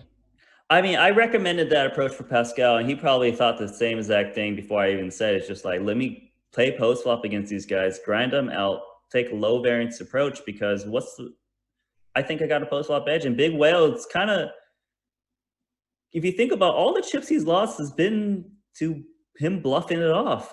Big Whale's kind of splashing around, and it's a disaster for him now. Well, that's not totally fair. He also had the ace jack against the ace queen. That was a massive one. But he did bluff off a few pots so far. And no, absolutely no. Look at this. Oh man, fireworks. Shorter stack goes in. Resurge with the ace 10 suited. Oh man, ace 10 suited. Oh, does it call? Pascal might just fold the ace jack. This is such a funny hand because look at that. Pascal folds the best hand. Okay. He does fold the ace jack. There's the ace, and that's a rough one. There's the jack as well. It could have been it. We could have already had a champ. Now we need a 10 on the river for 20, big wheel 20. That is not going to be the case. So GG will get called, and he will walk away with $229,000. But massive shout out to 20 Big Wheel 20, who cashed 4 out of 5 editions of the High Roller Super Million and made his second final table as well. This is obviously his best result. The first time, I think he went out in 6th place. This time, he made it to the final 3. But I'm sure it's going to sting a little bit, Nano, because there was a time he had over 5 million chips, and he was dominating this final table. Yeah, I mean, obviously a good performance, top 3, but like, Big Whale is probably like really annoyed right now because you had a big chip lead. And the thing is, sometimes you're looking at the back of the hands, you're like, man, I bluffed off half my stack probably in a couple of hands, against Resurge, against both players, he bluffed off some chips, and it's not going to feel very good. Still good performance, but good news for him is he's got, what, an 80% cash rate, like a 40% final table rate. So good chance to still get to this one once again next week for him. We're down to heads up. Even chip stacks, Resurge and Pascal. Pascal's been playing pretty good.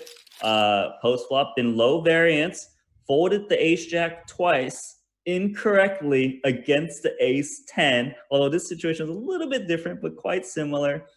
That's such a funny hand because you put those hands in some different player's hand, and this tournament could be very different, right? Like some players would reshove the ace jack there and make Resurge fold ace 10. Just a lot of different things could happen. Some players would have called and see a flop. Yeah, I was going to ask you about that. Why wouldn't you call there with ace jack when you're closing the action? Obviously pre-flop. I mean, it was a big one, right? It's like 700,000 or 800,000 more. But why wouldn't you see a flop there? I don't know what the exact answer what you should do, but I can tell you what I think is going through Pascal's mind is that usually when someone just cold calls there, they're got a really big hand or a marginal hand like this, and Pascal was just thinking, ace jack is a bit marginal. I don't think Pascal would ever fold ace queen and would never fold like pocket nines type hand plus. But with ace jack, you're like, okay, so maybe I call. And it comes jack high, and my Resurge start betting. Like, what does he got? Like aces or something? Or what happens? I flop an ace and Resurge start betting. Like, does he got ace queen? Like, it's just like, it's a very marginal situation. I don't think calling, folding, or jamming, there's a clear answer on what Pascal should have did. But given Pascal's way of play, which is, look, marginal spots, just throw them away pre-flop because I got the edge post-flop. Let Resurge do the damage on Big Whale. Let them maybe duke it out. And I think the approach is fine. It's got heads up chip lead. No need to outlast each other. You just got to beat the guy heads up now. We've got very deep stacks. They're playing for how much? 90K or so? Yep, it's 301,000 against 397. Yeah, so a 90K heads up match. This is what I think will happen in this heads up match. I think Resurge. Okay, I think Resurge might win a lot of chips. Oh, what a turn! Are you kidding me? That is ridiculous. Resurge is going to fire 351,000 into the middle, and Pascal just improved to 2 pair, but he's got the inferior 2 pair. Man, Pascal's got to think he's got the best hand for sure too, because look at his half pot bet, going for this check raise, and Resurge is loving this. He's just thinking, okay, do I call, try to slow play, and maybe his opponent's got a draw? But it does seem like Pascal's either got like a weaker two pair, or he's got a big flush draw. Does the flush draw bluff if you just call? If the answer is no, you want to go for value now. It's a very interesting spot for Resurge. They got a lot of chips to play for. Like if I am researched here, I could very well put my opponent on like a 7-5 suited or a 5-3 suited, right? Like something among those lines. There's the jam. And he's going to, And Pascal calls. So he needs a miraculous queen. With a queen, he will win the tournament. But if he doesn't get it, he will be incredibly short stacked. And that is what's going to happen. Resurge. His biggest cash so far on GGPoker was $389, I believe it was. Well, it's going to be a little more today, Randy, because he is in a fantastic position to just take it all. He's got this dominated tool. Ace-10 against 10-6. Well, just avoid the 6, and it's all yours. India could win this. The first time India has made the final table in the Super Million. Needs to dodge the 6-3 outs, and it's over. GG, Pascal. Wow. Wow. What an incredible turn card in that previous hand, making, or his opponent rather, making the inferior two pair. And that is going to be it, guys, for the 5th edition of the final table of the High Rollers Super Millions. The first time, indeed, we had an Indian player at the final table, and he takes it all down. $397,000. Nano, this was such an insane final table because we started off at such a rapid pace. It wasn't just that we saw a lot of heavy betting and a lot of all-ins pre-flop. It's also the players were just playing fast. I mean, you know all about playing poker fast. And, you know, I've seen the videos, but holy hell, what a pace this final table had. I mean, that heads up was fast. Was it like less than 5 hands dealt? I mean, this is another situation where we got to the heads up. They're like 50, 40 big blinds deep. You're like, this could take a long time. This could be fast. Every single one of our Super Millions has been instantly fast. You know, Isaac Haxton, he won the heads up 50 big blinds deep. I think maybe his was 60 or 70 big blinds deep. One in the first hand dealt practically. This one was dealt over in 5 hands. These heads up matches were supposed to last very long, but these guys play very fast. It was an incredible action-packed final table. We got some big superstars that didn't have as good of a runs. You know, Stephen Chidwick, final table, chip leader, busted out in 7. Aoki got a little bit of pay jump, but he busted out as well. We got a businessman Kings. He got to final table, 4th place for Leon. You know, played very aggressively, but all about Big Whale, of course, making the 2 final tables 4 cash. But it's all about Resurge today. Pascal played great. Pascal outperformed his last performance, back-to-back final tables. You know, got a 2nd place there for 300K. Played pretty good, solid poker. Pascal's the one you want to bet on for grinding it out and trying to get deep runs. But Resurge, the Indian player, $363 in GGPoker winnings, keeps. This is very impressive. I didn't know what to expect from Resurge. All I know is a new player, first time India, but like was very aggressive for a person who probably shouldn't have been aggressive in those middling stack situations. But that doesn't mean that's the right way to play. The right way to play is what you think is the best play, and it's going to work out for you if this is what you deem is winning poker. And Resurge has proven that. Was very good, had a very like aggressive image, and that's why, you know, Pascal is willing to pay off with so much with Queen 6-2 pair there, because Resurge has kind of been playing this image of being a bit willing to put in chips. Yep, I mean, it was such a draw-heavy board as well, right? You can't really blame Pascal there. You know, you make 2 pair heads up, and with the way that Resurge has been playing. But I do like that you pointed out, because in the earliest stages of the final table, Resurge stood up against the chip leader. Multiple times the chip leader would limp, and he's like, no, none of that limping. And he didn't even have very good cards most of the time, but he just always made a stand for it, took down a lot of pots, and just overall played an awesome final table. So that is going to be it, guys. Of course, this week, the World Series of Poker will start over at GGPoker. It's going to be a feisty Sunday, and basically it's going to be a hectic upcoming week. So if you don't have an account yet, make sure to make an account. A lot of awesome bonuses coming your way as well. Make sure to use GGTV, as a sign-up code, and you'll participate in at least a couple of those tournaments early on, all on GGPoker. going to be a fun month of online poker, and I already look forward to our next final table. Of course, this tournament series, the High Roller Super Million, will continue on Sunday. There are satellites running into this event, and on Sunday they will play all the way down to the final table, and then we'll be back next Tuesday covering another final table. Nano, any closing thoughts on everything we saw today? I think we got a new #1 Indian player of all time. Resurge. $389 was his biggest cash. His second cash ever on GGPoker. Ships the Super Millions. Please enter this tournament next week, Resurge, because I feel like you're going to make a back-to-back final table. It might be our first back-to-back winner in the Super Millions. I don't know about that. I'm going to put my money on Elke, mate. Elke next week, he is not going to lose. It was not Ace King. Was it Ace 10 against Ace 3? Ace 10 against the Ace 3. Yeah. Next week, there won't be 4 spades on the board, Nano, and the sick fish is going to ship it all. All right, guys, that was it for us here over at the GGPoker official. If you don't follow the Twitch channel yet, make sure to do that, because there's a lot of awesome poker content heading your way over on this channel. So for now, all I can say is thank you for watching, and have a good evening, morning, night, wherever you may be, and see you next week.